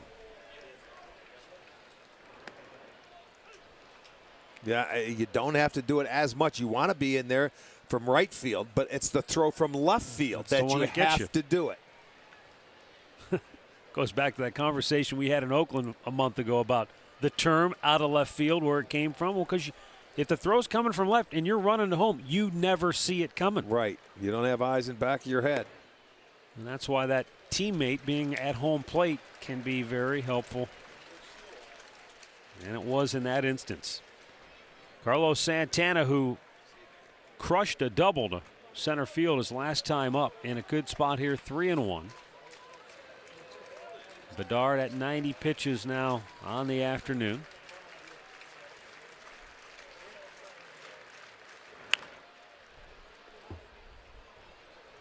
Out in front of it, full count.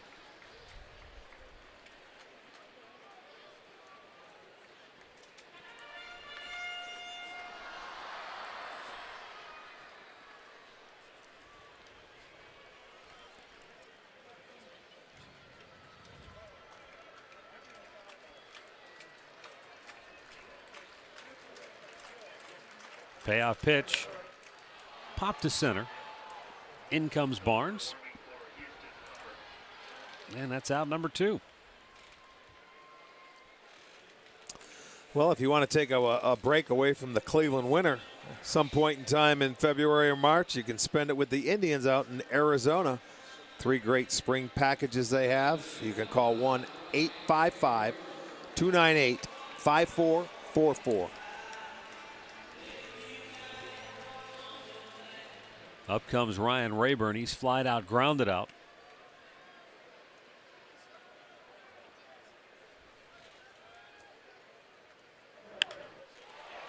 Into center field. Barnes coming in to make the catch, and the inning is over. We've played 5. The Indians lead it 3-2.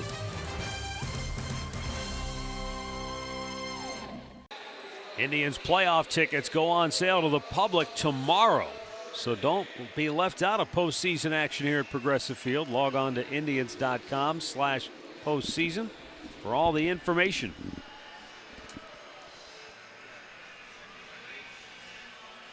The Indians with a 3-2 lead over the Houston Astros going to the 6th inning. Double barrel action in the Tribe pen. Corey Kluber at 76 pitches will go to work against Jose Altuve, who was at the plate when the 5th inning came to an abrupt end. Jonathan Villar caught too far off the base at first after Altuve had faked a bunt, or I think he actually attempted at the bunt, but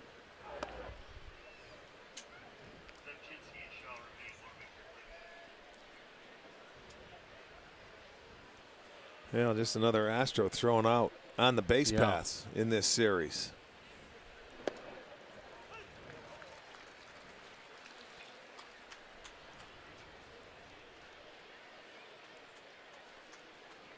you see Zepchinski, the left-hander, Shaw from the right side.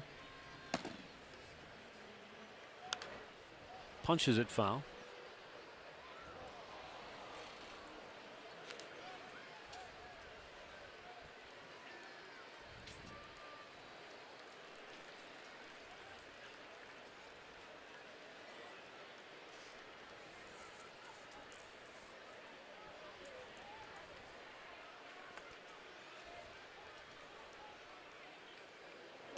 Inside, he missed 2-2.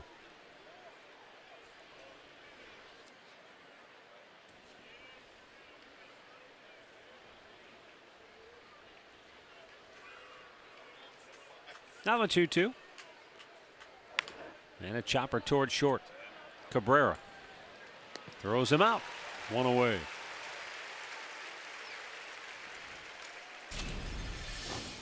Yan Gomes threw out Jonathan Villar trying to steal in the first inning. And then he got him caught wandering after that bunt attempt gone awry by Altuve. You see that one extra step, thinking he's going to do something, but with the bunt, with two outs, don't understand that. But you shuffled off, and you can throw, but what Yan Gomes can throw, and he'll get you. Kluber's day is over.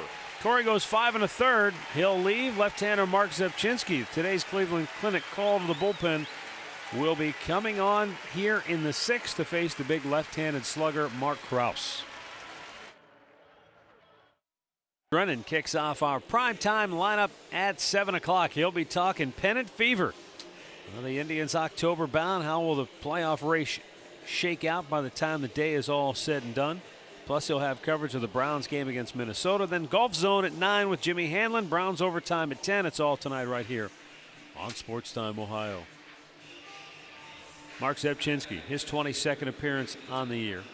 No wins or losses, an ERA of 1.04. He's got Mark Krause, who doubled and scored in the 4th. He's pitched 2/3 of an inning in this series.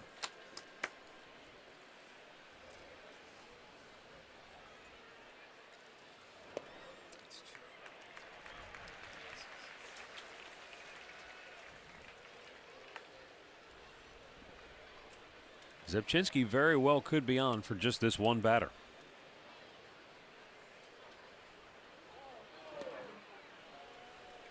One ball, one strike.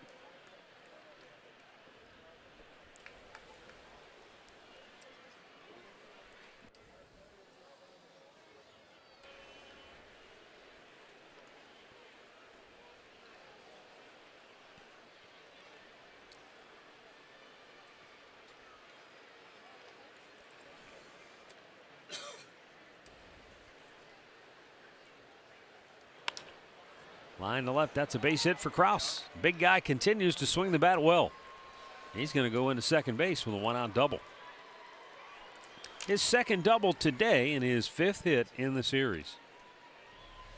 Well, he stays with that inside-out approach, and he keeps it fair. So hits that ball down in the left field. He will get his second double, and back comes Francona to make another pitching move. So Zepchinski on to face the left-hander, gives up the hit. His day is over. Today's Cleveland Clinic call to the bullpen will be for Brian Shaw. And Shaw will be coming on to face Chris Carter when we come back.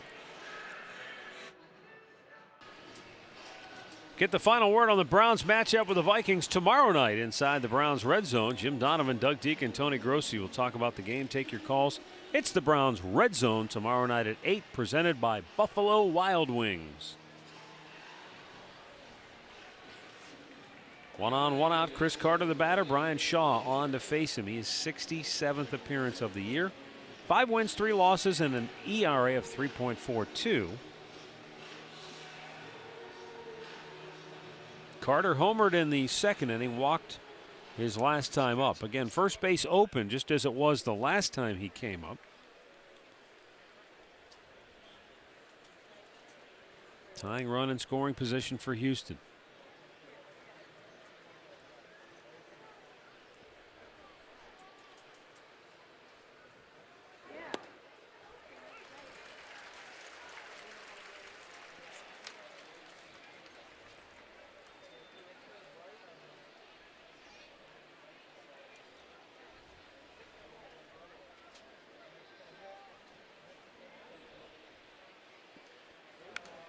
Fouled back. Brian Shaw, originally a second-round pick of the Diamondbacks back in '08 out of Long Beach State. Part of the off-season trade package that sent Shin Soo Choo to the Reds.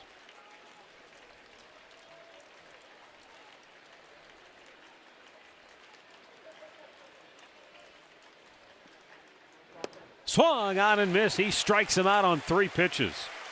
Terrific job by Brian Shaw for out number 2 here in the 6th. And before Matt Dominguez comes to the plate, who are the 5 big boppers and stolen base guys for the Astros? You got any? I was thinking, was Jose Cruz one of them? Yeah, Cruz I would think was one, and they got old Jimmy Wynn and Biggio maybe? Cedeno. Yeah. Oh, Cesar Cedeno. Yeah, remember him? Oh, yeah, back in the 70s. Jimmy Wynn. Great power, great speed. High pop, right field. Ryan Rayburn is there. Well, you can't be any more efficient than Brian Shaw here in the 6th inning. 4 pitches, he gets 2 outs, and the inning is over. I didn't think he offered at it. I thought he was able to check it. However, it's 0-1.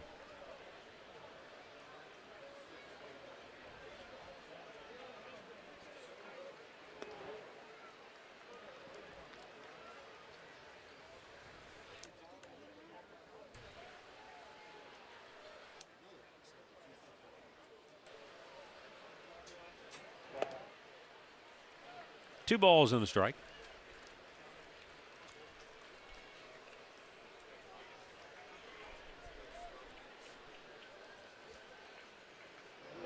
Cabrera waited back nicely and scorches it into left field.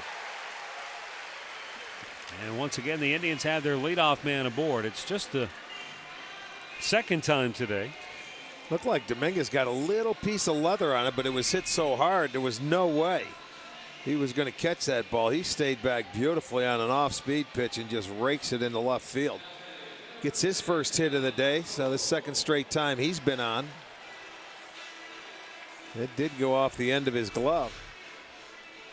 Yan Gomes, the batter, has struck out twice today.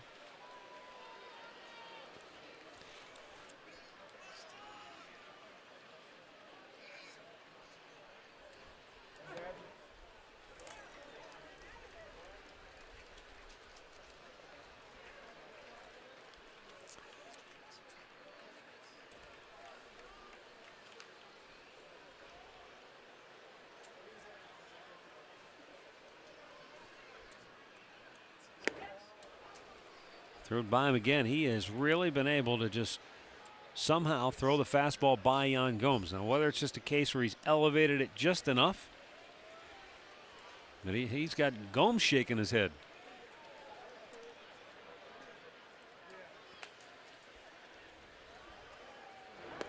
Now he pulls the string on him, and it's 1-2.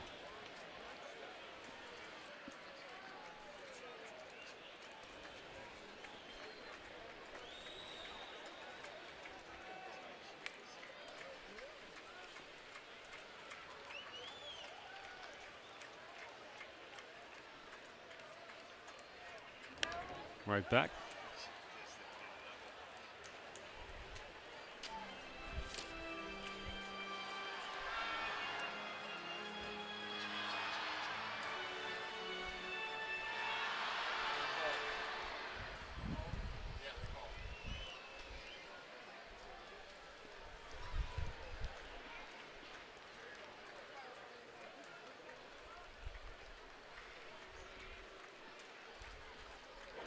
That hit him. Well, he was not going to move. Oh, he certainly was not. And he, you know what? Bedard, that's what he's saying. He never tried to get out of there.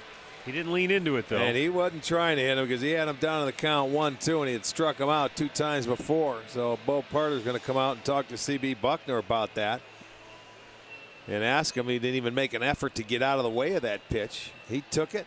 Went to first base. Now they have first and second, nobody out, and a chance to add on to a 3-2 lead. I think what Bo Porter's asking is, did he lean into it? Did he go out of the batter's box and get in the way of it? I know he didn't move.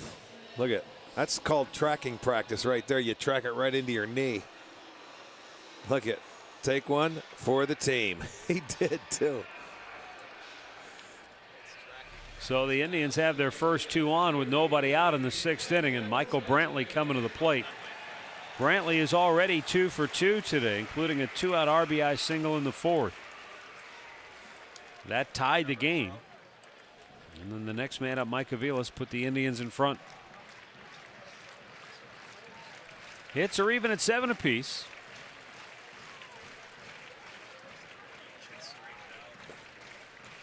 Michael now has hit in 7 straight games, 10 hits in his last 24 at bats, and he's got another one. Coming around third, Cabrera's going to try to score. Barnes up with it, no throw to the plate. The Indians lead it 4-2, and Michael Brantley is a perfect 3 for 3 on the day. And both of his RBI singles, Matt, right back up the box, and almost knocks Bedard off the mound. Gets another one, and you can see right into center field, exactly like the last one in the 4th inning. Cabrera scored that time as well. Comes in to score here. The Indians make it 4-2, and we'll see a new pitcher now, I believe. Timeout as Bo Porter heads to the mound.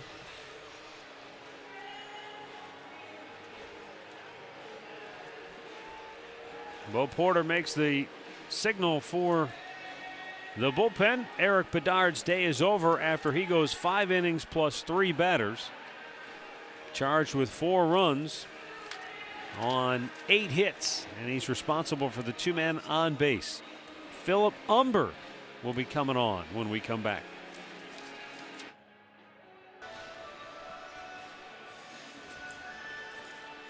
(4-2), the Indians lead it. They've got 2 on, nobody out.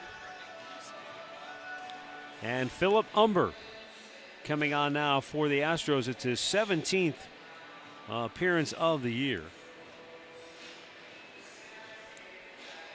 You see the record 0-8 with a 7.86 ERA, and that's how one gets designated for assignment, which is what happened to Umber earlier this year.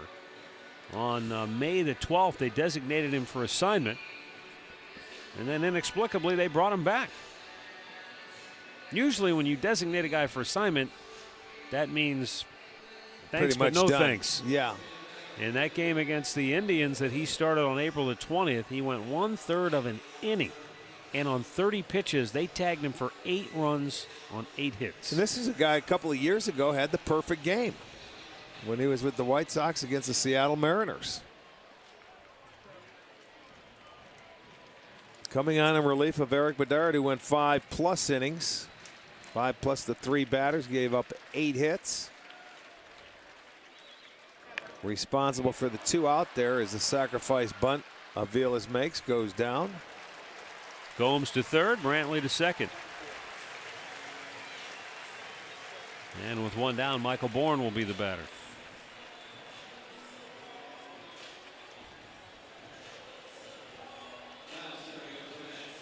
You know, that start he had against the Indians was by far his worst of the year because he only made it through 1/3 of an inning. But the very next time out, he went 4 2/3, gave up 7 runs on 10 hits to Boston. 2 starts after that against Detroit, 4 innings, 8 runs on 8 hits against Detroit. Wow.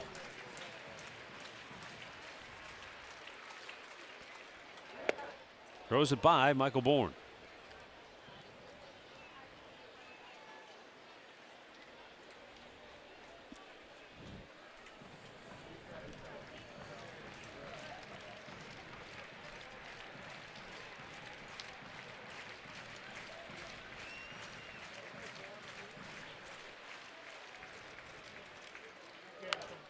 Fouled back out of play.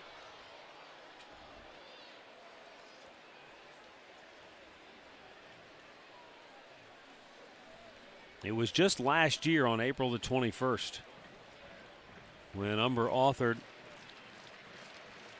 his perfect game against the Mariners in Seattle. Boy, it seems like so long ago. Struck out 9. Didn't walk anybody, obviously. Do you remember the last play of the game where the hitter checked swing and they said he went, and it was Puzinski that having to throw the ball to first base?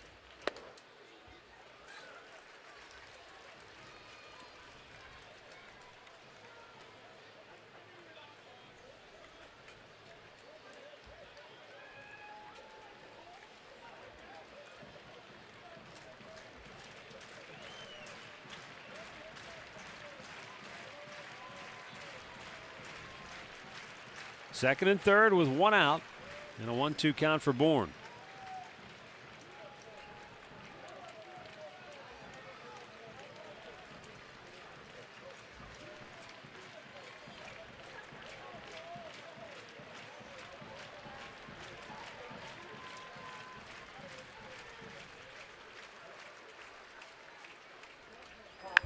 Bourne rips it down the right field line. That'll go for extra bases, and the Indians blow it open. Gomes scores. Brantley comes home.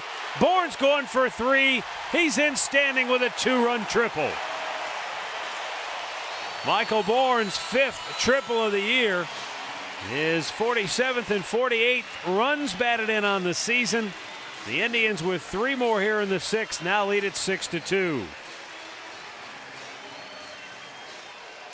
Now, the way they've been defending Bourne all series long, I kept thinking to myself, if he ever pulls a pitch, they'll never be able to get him out.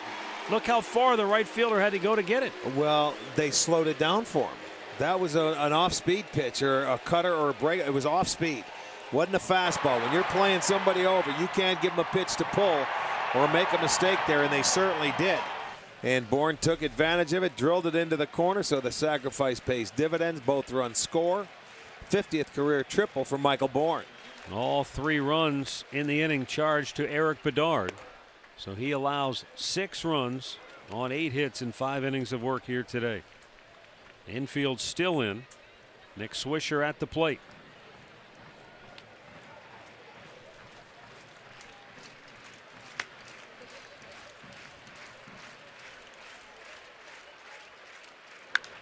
Now Swisher lifts one high in the air to center. Probably deep enough. Barnes comes charging in now. Bourne's going to try to score. The throw way offline. Michael scores standing, and it's a 4-run 6th for Cleveland. They lead it 7-2. Swisher gets RBI number 59 on the year.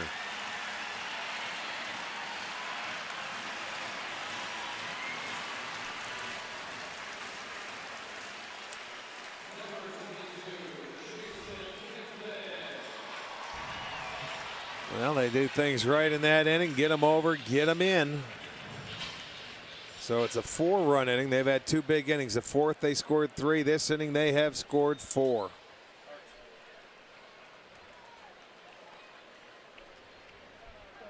Jason Kipnis takes a strike.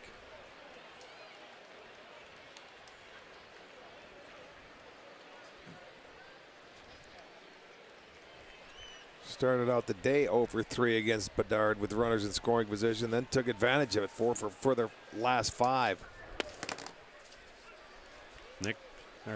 Jason Kipnis taking a strike. It's 0-2. Kipnis 2 for 3 on the day. Singled each of his last 2 trips with a run scored.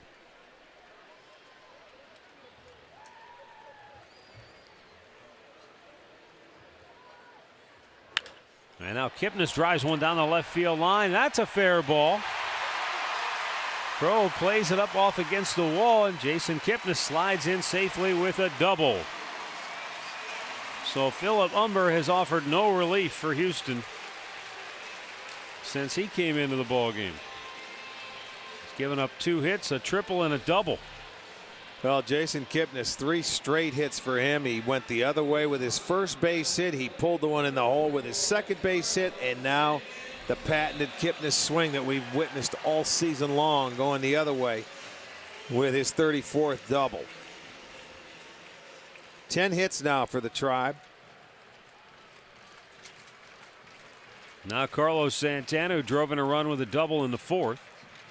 1 for 3 on the day.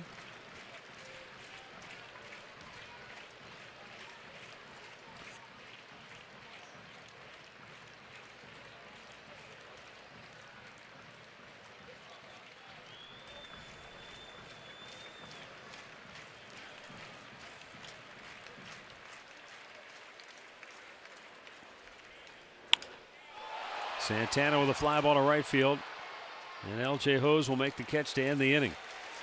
Tribe plates 4 in the 6th. They now lead it 7-2.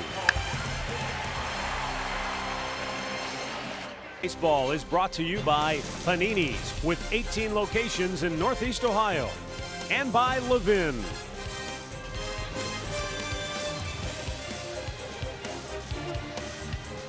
A look in from Progressive Field.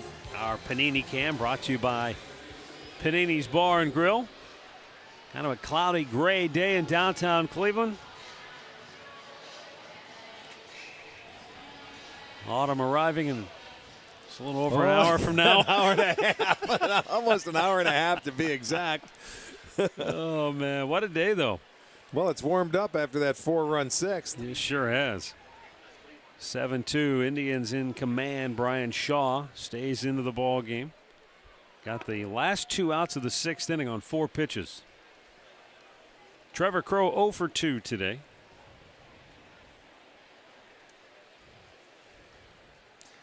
Well, that was the big play back in the 4th inning when they had bases loaded, nobody out, and Crowe at the plate, and Kluber able to get him to ground into a double play.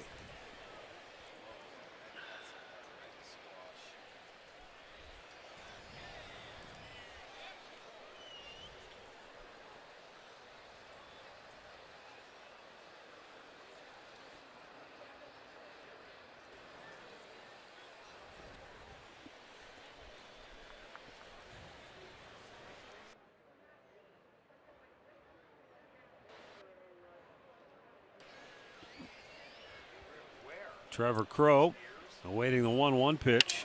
Shatters the bat. And Kipnis makes the catch.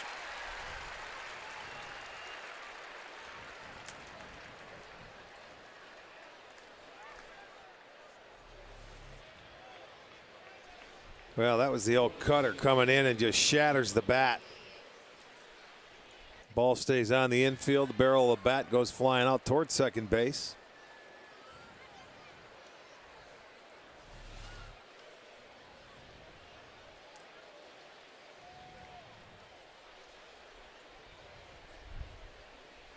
Now L.J. Hose 0 for 2 on the day.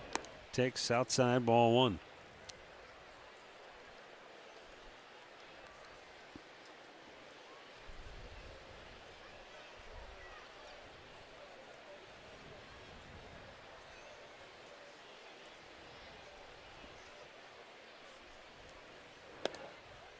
Caught the outside corner. And the count evens. 1 ball, 1 strike.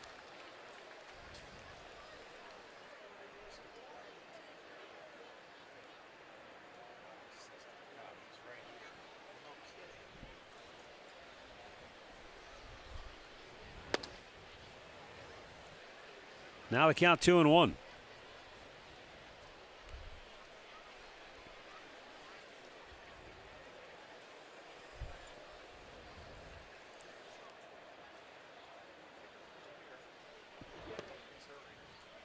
Try to go with an off-speed pitch, just missing. 3-1 the count.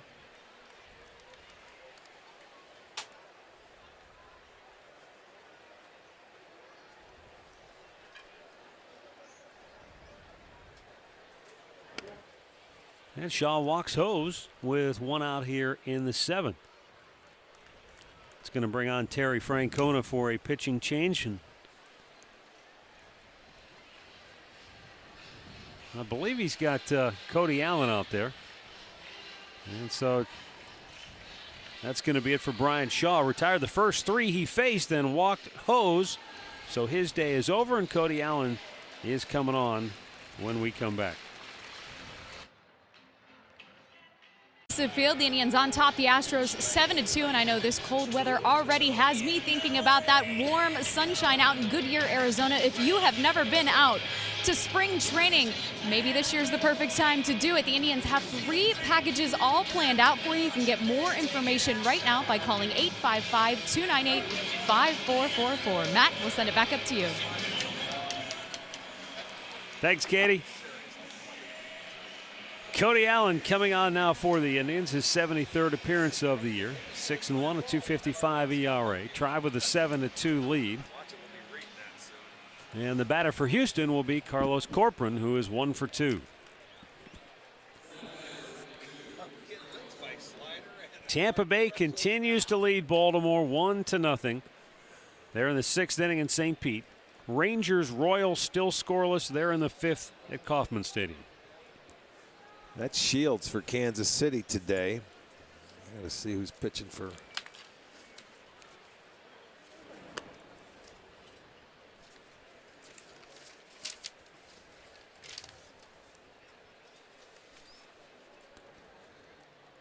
Alexei Ogando is on for Texas in that game. Well, Ogando's only given up 2 hits. Shields given up 5. But no runs so far in that game. White Sox lead Detroit 6-1 in the 7th. How about Chicago last night? A 6-0 lead in the 9th inning. Wow. And the Tigers tied it, then won it in the 12th. Didn't you tell me that they had 5 runs with nobody out? Yeah, they in scored the 9th? 5 runs before before Chicago got an out. Crazy. The White Sox will be here to open up a 2-game series Tuesday night. Yeah, they head home after that Detroit game, and they put a makeup game with Toronto tomorrow, I believe, on Monday, and then come in here. To first, it's a foul ball by inches. Yeah, your last 2 opportunities to catch the Tribe at home here in the regular season. Tuesday night, Wednesday night, with Chicago in town. As you see, it's just foul up the first base side.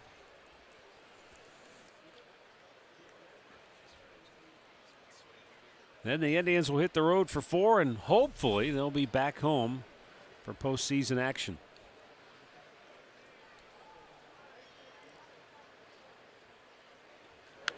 Fouled back. Should the Indians secure the top wild card spot, then they would host whoever the second place team would be in the wild card hunt. If it ends up in a tie, they hold the tiebreaker over Texas, the West, and not over Tampa, though, right? Correct. Still a multitude of possibilities. 2-2 pitch. Swing and a miss. And Corcoran strikes out 2 down.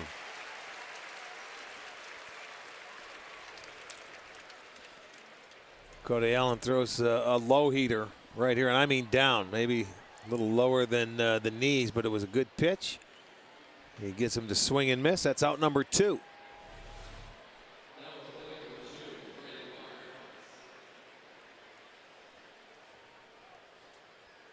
Brandon Barnes is 0 for 2. He has struck out twice.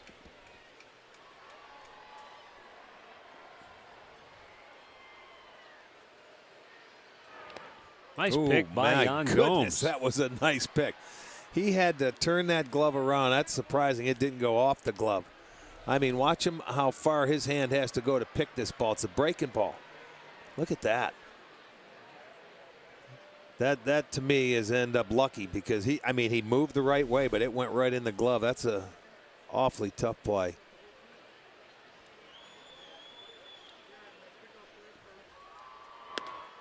Checks, it's a little bit high. 2-0.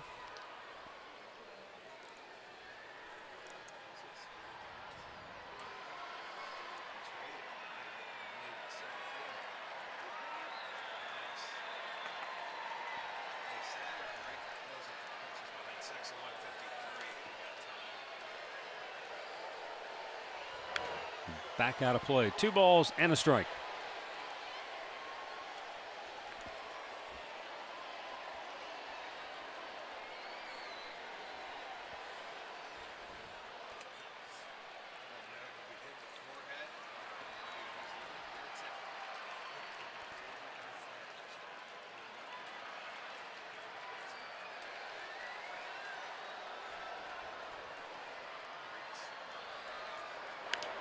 Pop foul, that's out of play.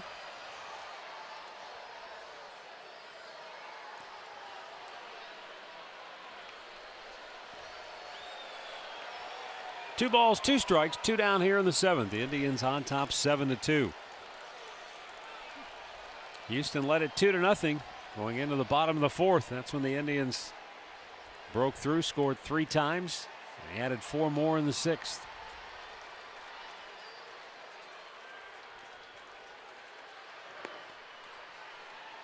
And a full count.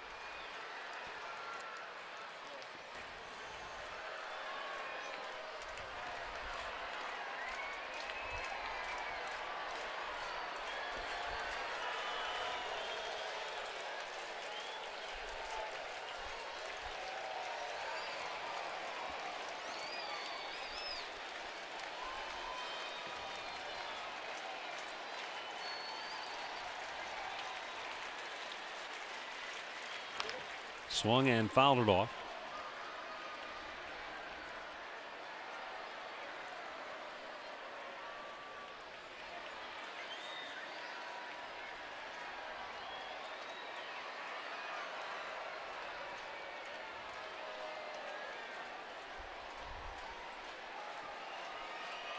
Cody Allen,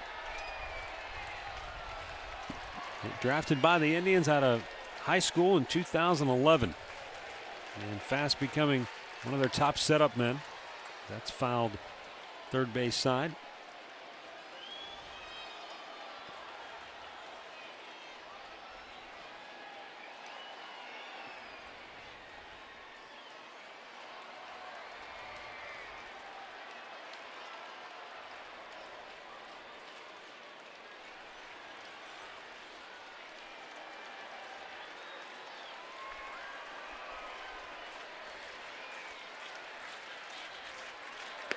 Oh, what a slider. Completely locked him up.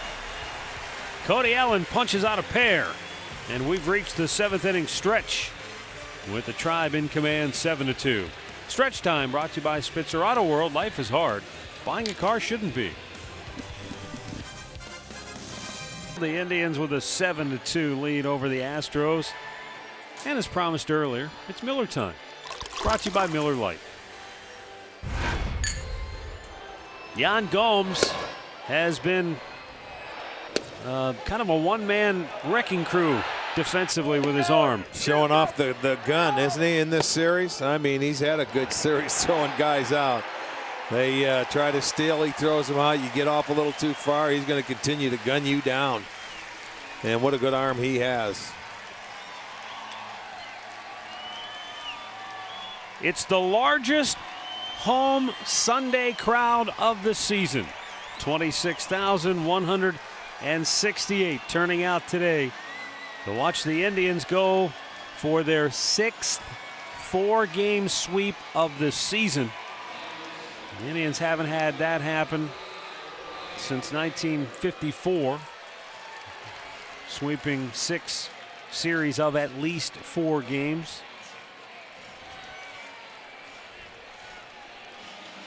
Ryan Rayburn 0 for 3 on the afternoon will lead it off. Tribe a season high 15 games over 500. They've won 8 of their last 10.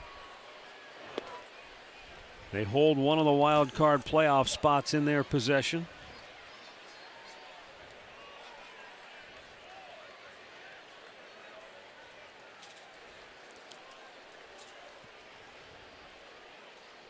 And Rayburn, a one-hop smash into left field.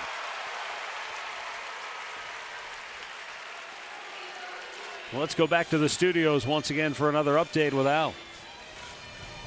All right, man, let's go to New York. Andy Pettit had a no-hitter going into the 6th inning. And then Ire Adrianza with his first major league home run breaks it up and ties the game at 1. The Giants and the Yanks still tied. They're in the 7th now at Yankee Stadium. Matt? All right, thanks, Al. 1-1 in that ball game. Boy, Andy Pettit's final, maybe his last start. I don't know. Will he get another start, do you think, or is that going to be it? I don't know. That's hard to tell. He may have one more to go. Announcing his retirement at the end of the season. Maybe he'll get a start in Houston. That's where he's from. Remember he went down and spent some time with the Astros. Yeah.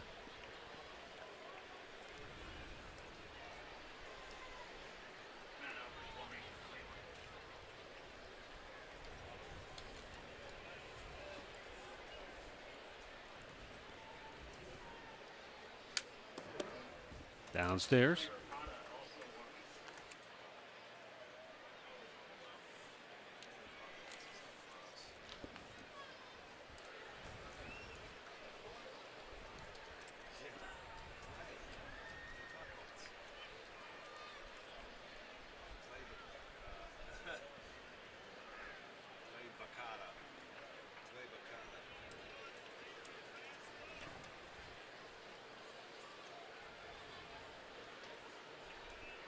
Philip Umber working out of the stretch with Matt Carson, the pinch runner, at first.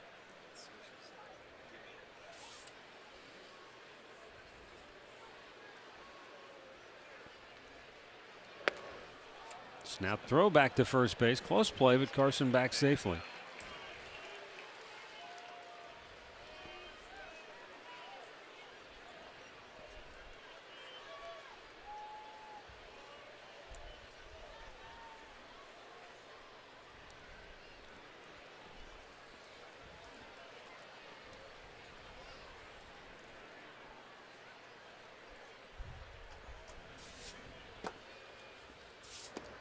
Low and away.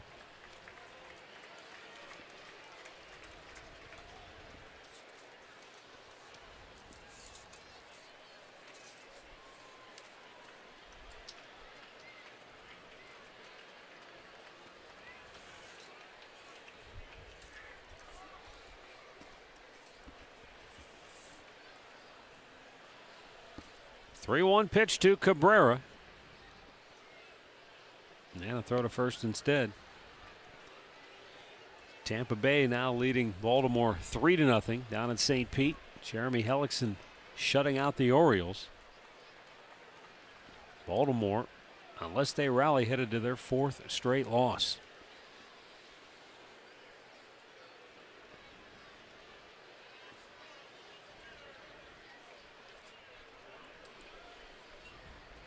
Three-one pitch. Swing and a miss, full count. Well, he's keeping them close over there, isn't he? Yeah. Throwing behind him. Texas, Kansas City still scoreless. They're in the 6th inning.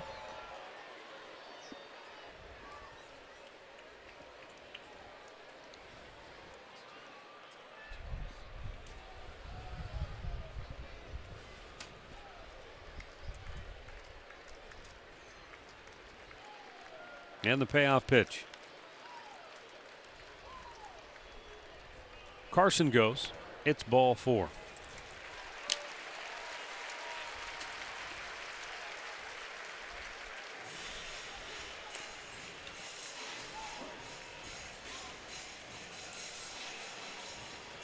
All right, so here's a look at if the postseason began today, and this just in, it does not. But if it did, this is kind of an idea of what you'd be looking at. That wild card playoff game for the American League on October the 2nd. And then the division series would begin on October the 4th.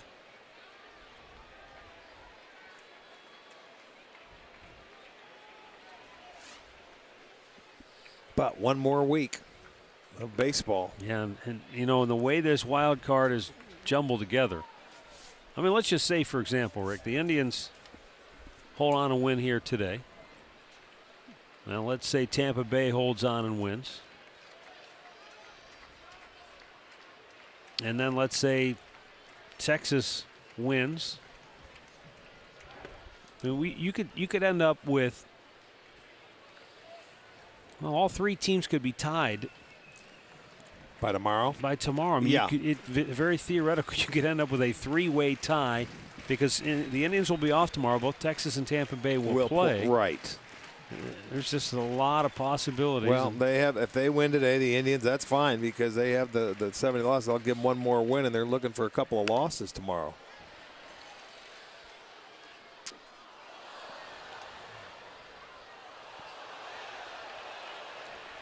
Take a nice day off before you close out your last 2 here. And then it's a 4-game series in Minnesota.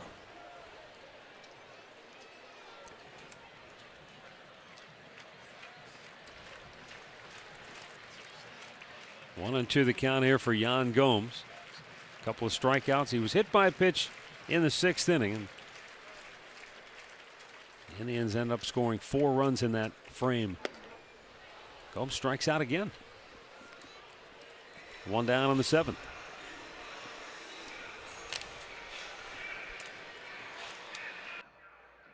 Up comes Michael Brantley.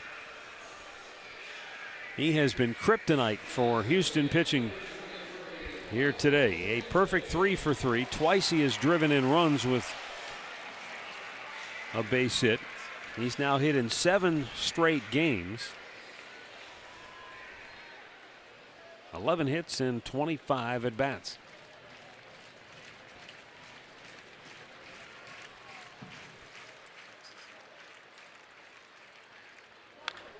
roped foul.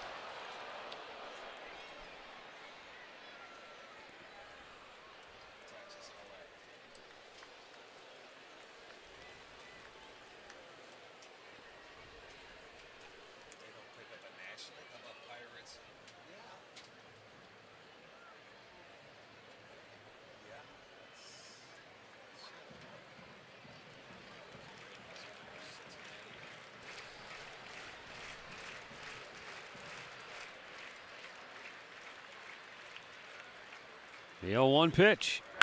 Brantley again blisters at foul. Boy, even the balls he's hitting foul are just torpedoes.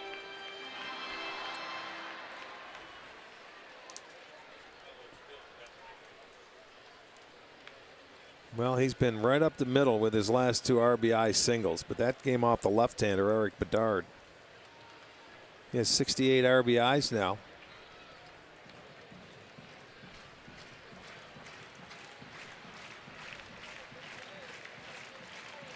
Umber ready, the 0-2.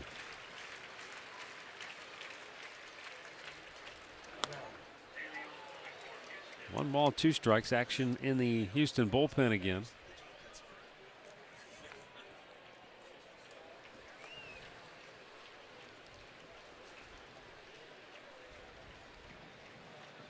Jorge De Leon getting loose now for Houston.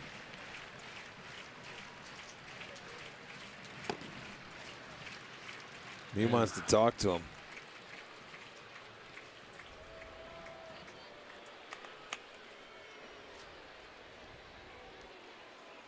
If I throw him a strike anywhere around the plate, there's a good chance he's going to hit it, huh? Well, he's listening to what he has to say, but I would think that Umber has an idea what he wants to throw to try and get him out, as Albers is waiting in the Indians' pen.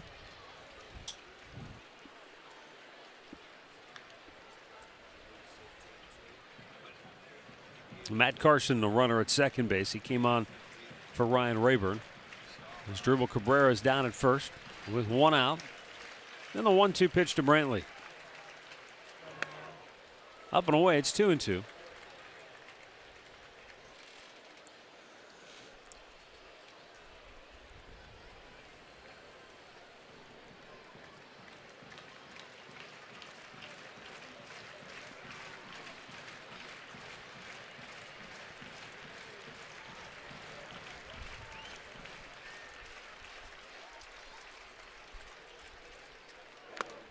And he strikes him out.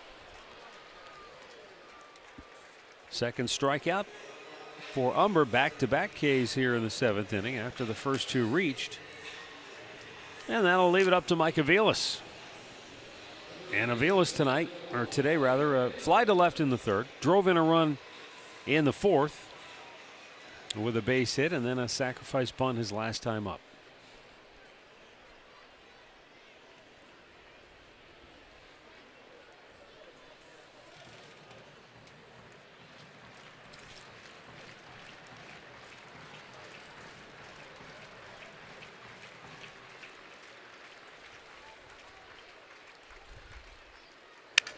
Broken bat, base hit left field.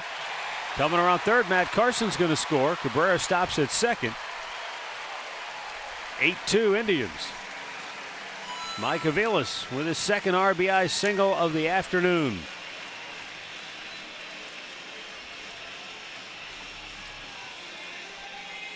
Well, that ball gets in on him, it looked like a little bit. Didn't hit it hard, maybe cracked his bat, but he gets an RBI. Keeps it going. That's hit number 12 for the Indians. Run number 8 for Aviles. His 2nd hit today, his 2nd ribby. And back to the top of the order, Michael Bourne, who drove in 2 with a triple his last time up, off Philip Umber.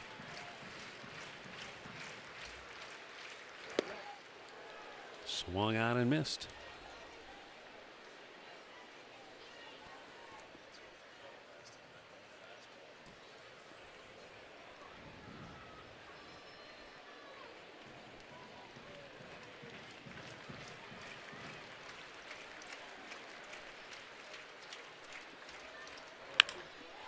And a liner caught by Altuve at second base to end the inning. 7 complete. It's now the Indians 8 and the Astros 2. The Cleveland Indians and may not be reproduced or retransmitted in any form. And the accounts and descriptions of this game may not be disseminated without the express written consent of the Cleveland Indians.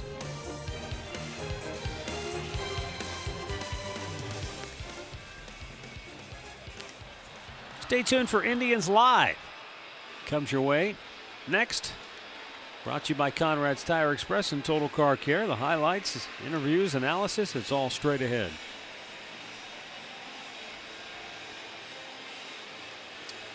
Matt Albers will come on now for the 53rd time this year.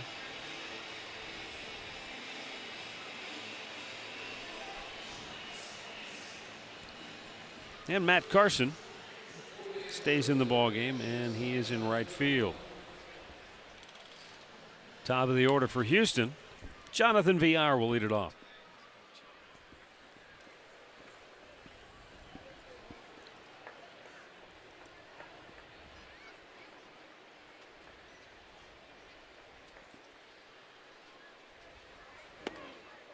And a fastball strike from Matt Albers, the Houston native.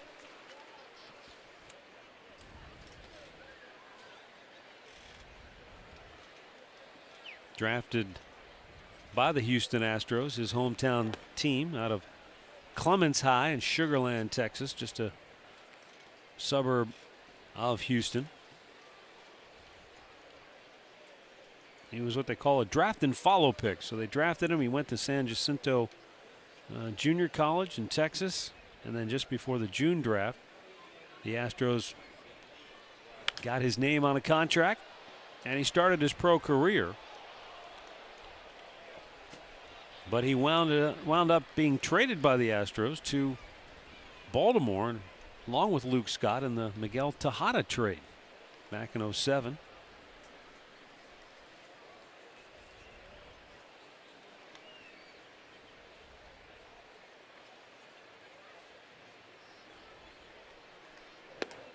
Struck him out looking. One down here in the 8th.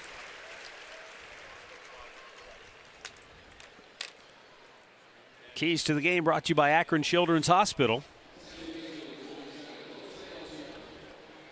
Now the Indians with a win today, 6 4-game sweeps on the year, and that's what they're looking for. Strong starting pitching. Corey Kluber, he showed signs of it, but he also was able to work out of some trouble. And the early offense for the Indians, they were down early, but they were able to come back. And they have scored 8 unanswered runs.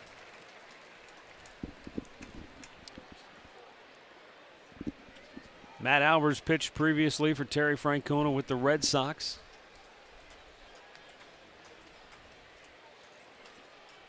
The interesting thing is how often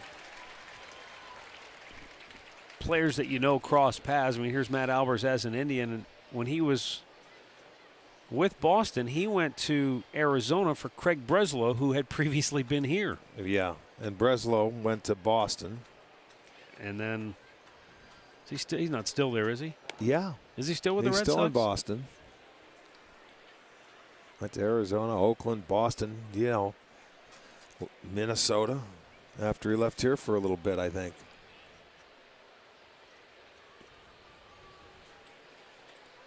Jose Altuve, the batter, 0 for 3 in the series and 1 for 14 in the series. Right back up the middle, and it's through.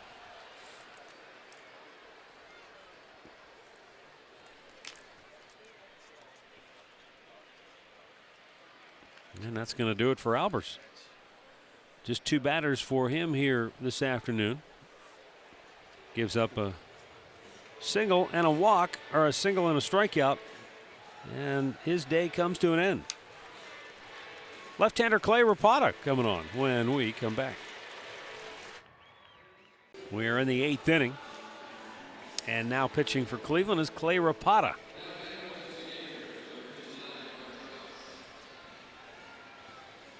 Fourth appearance.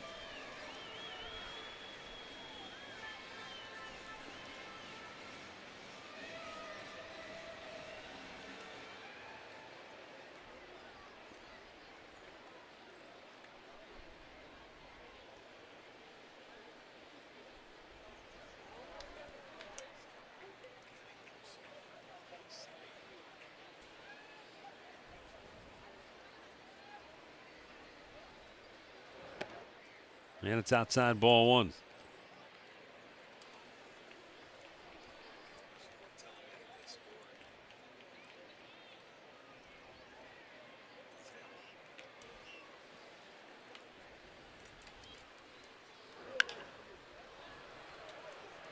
Mark Cross lifts one in the air to left field. And Michael Brantley is there to grab it. 2 down.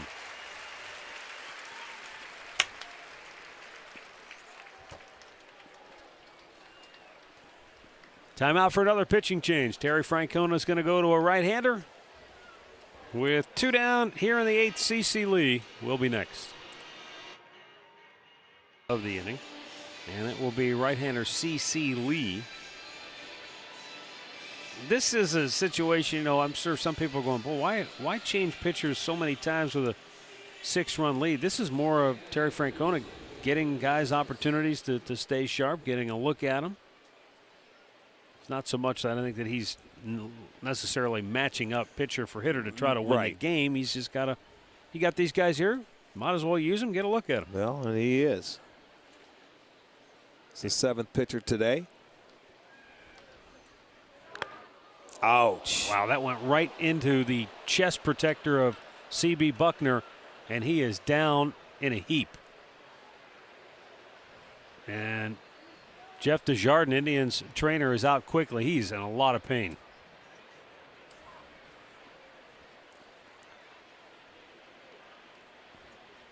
Shoulder, there it is. He's looking up to that right shoulder on the side of the mask. He wears that hockey mask. And there, that's exactly the shoulder blade. Like the collarbone. Yeah, and that was a direct hit. Absolutely. Take a listen to the impact. Oh. And that was a full-on. That's no glancer. That was straight on. You know, and I'm not sure if there's protection there or not. Right in the crease there, or maybe a little pad, you know, that keeps the for the shoulder. Rick. I don't know. That may be right in that little crease area. That certainly hurt, and he's giving him a little bit of time. Boy, oh boy. You talk about a direct hit.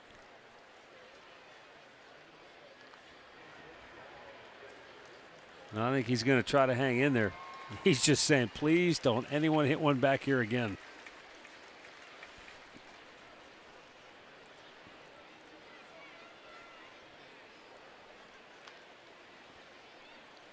Now Dale Scott, the crew chief, checking to make sure he's okay. Look at him. He's wincing, just raising that right arm up to put his mask on. Yeah, he's hoping that any hitter that swings puts it in place so he doesn't have to raise the right arm.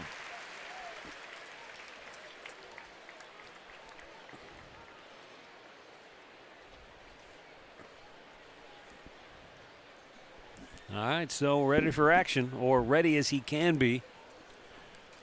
If I was C.B. Buckner, I'd be crouching down so low. I'd be right directly behind Yan Gomes.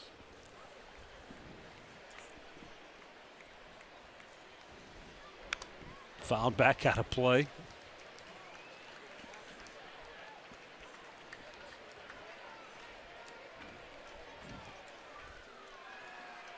Chris Carter homered back in the 2nd inning, walked in the 4th, struck out his last time up.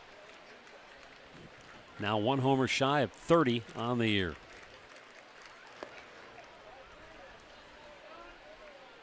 One and two the count.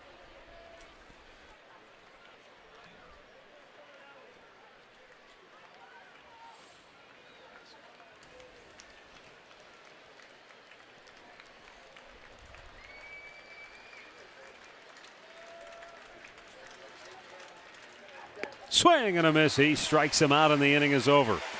C.C. Lee gets his man. We'll go to the bottom of the 8th. 8-2 Cleveland.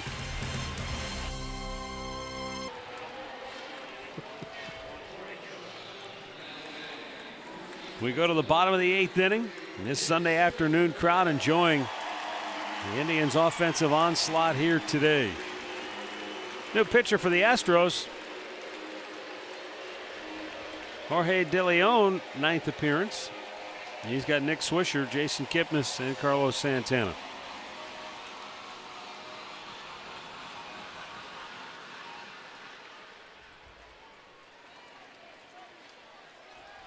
Swisher 0 for 3, drove in a run with a sac fly his last time up. 5 out of 13 in the series.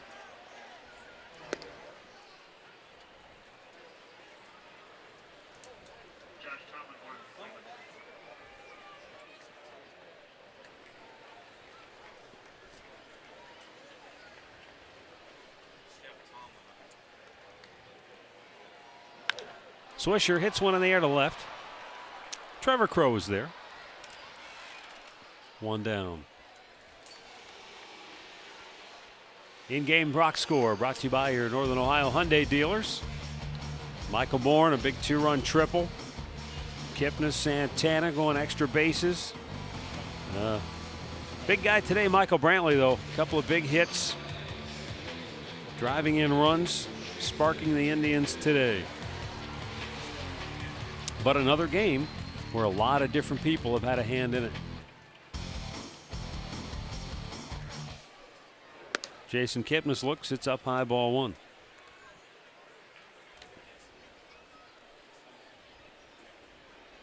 The big inning certainly helped him today. 3-run 4th, a 4-run 6th.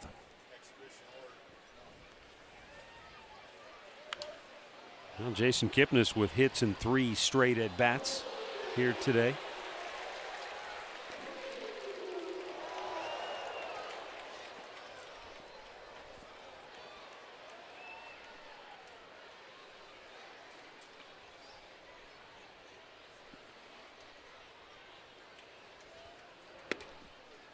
And a strike called.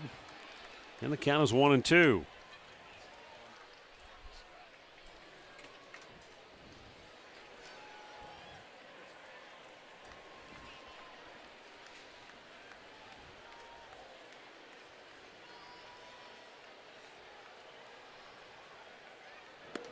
Kipnis strikes out. And there are 2 down in the 8th. That will bring up Carlos Santana. His RBI double in the 4th inning got the Indians on the board today. And they've never looked back since. They were down 2-0, but once they scored, they've pretty much put the hammer down.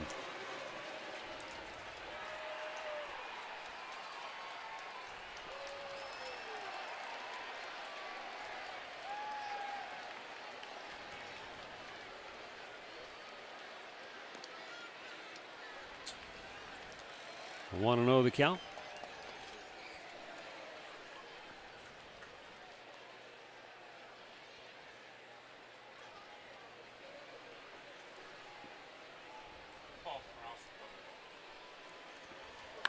Santana slugs it to deep right field. Gone! Home run number 19 for Carlos Santana. Perhaps an exclamation point on the Indians' 6th 4-game sweep of the season as he makes it 9-2. His 19th homer, and I mean that was a laser shot. That looked like a low fastball, and that got out of here in a hurry. Watch the swing. Oh, man. That thing was right on a line. His 19th, it's a 9-2 game.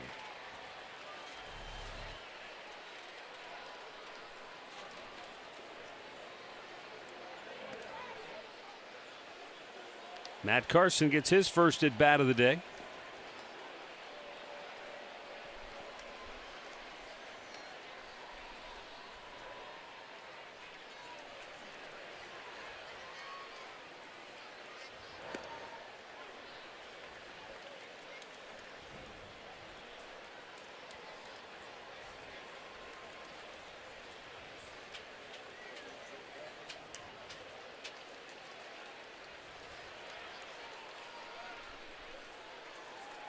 The 1-1 Carson ropes it to third, and it's caught by Dominguez. Boy, does that guy get after it, doesn't he? Yes, he Every does. ball he hits hard. Yeah, he does. Finally makes an out, but Santana hits one out. 9-2 Cleveland. Stay tuned for Indians Live, brought to you by Conrad's Tire Express and Total Car Care. It's coming up next right here on Sports Time Ohio. Ninth inning, Tribe in command 9-2, and Carlos Carrasco will be coming on now to finish things up for the Indians.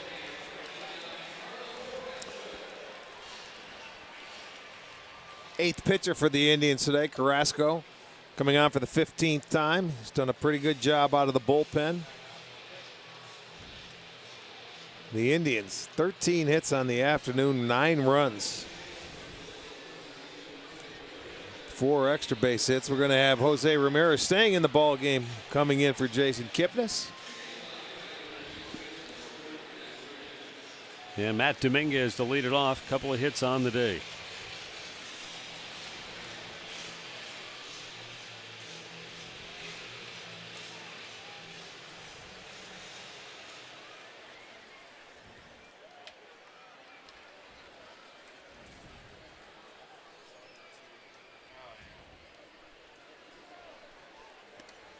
Swung on and missed.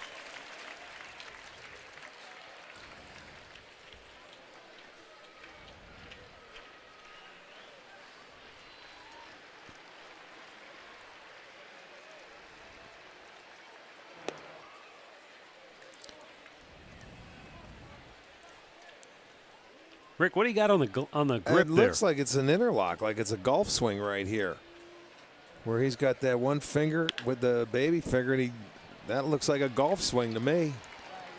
Grounds out here, one away. The executive producer for Sports Time Ohio is Tom Farmer. Our coordinating producer for Indians baseball, Steve Warren. Today's game produced by Jim Murphy, directed by Pat Murray. Indians Live is produced by Mike Bachman. Our associate producers are Mike Pachta and Steve Bardo. Technical director Dan Larson, creative consultant Mark Koha. Stage manager Gary Coach, Tom Bishenik crunching all the numbers. Bill Schnack, Mike Grignon and company take care of the sound work. Our cameras operated by Brian McDermott, Kerry Cams, Joe Gamallo, Jimmy Orek, Chris Madden, Mark Shapiro, Johnny Gorsica, Gene Anderson, Mitch Hayden, Igor Klobos, Frank Schubert. All season long, these folks do a tremendous job for us, and we thank each and every one of them. Trevor Crow, 0 for 3 on the day, 0 for 12 in the series. And a drive to deep center field that Michael Bourne will run down 2 away.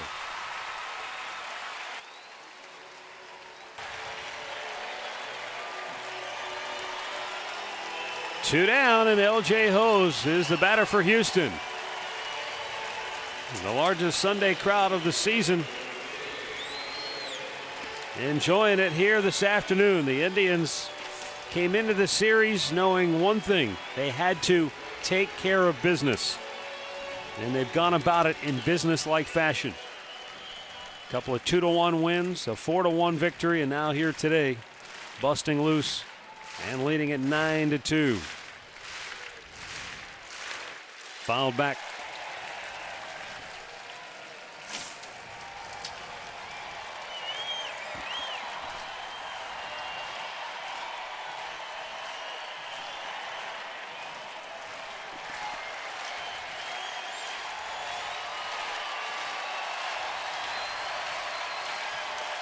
Low ball 1 to even the count. Congratulations to Clevelander Brian Hoyer and the Hoyer family in general. He quarterbacked the Cleveland Browns to a win in Minnesota this afternoon. It's a final. The Browns beat the Vikings 31-27. And here's a liner towards center that Bourne will play it on a hop. And the game stays alive for the moment as Hose has his first hit today, 3rd hit in the series. And it will give Carlos Corcoran a chance to bat here in the 9th inning.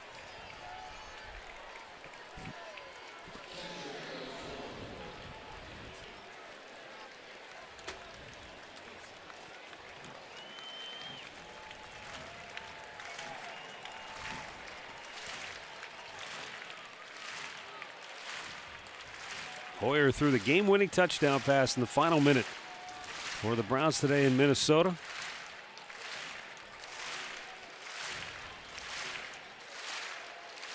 And it's going to be a good day all the way around for Cleveland sports fans.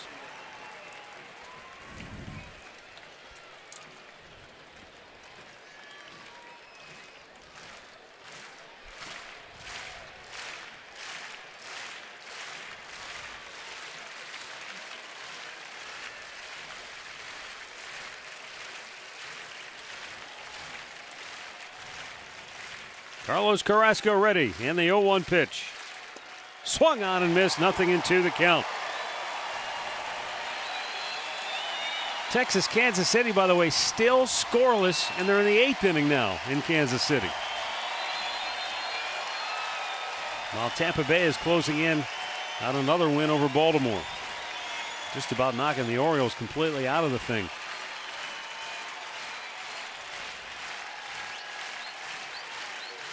Two-strike pitch. Swing and a miss. He struck him out.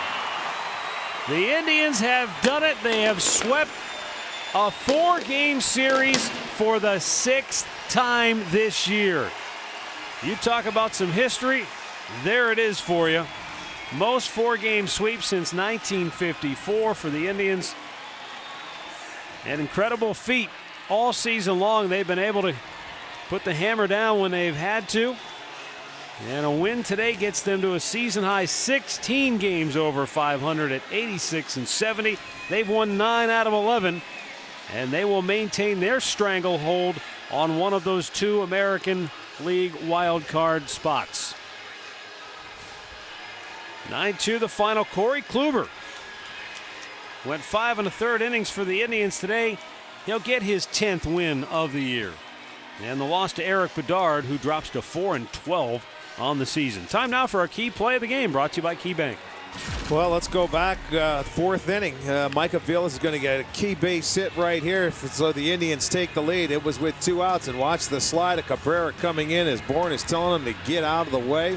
Move to the inside. He does that. The Indians take the lead. They never look back. KeyBank is proud to be the banking home of the Cleveland Indians. Visit your local branch today.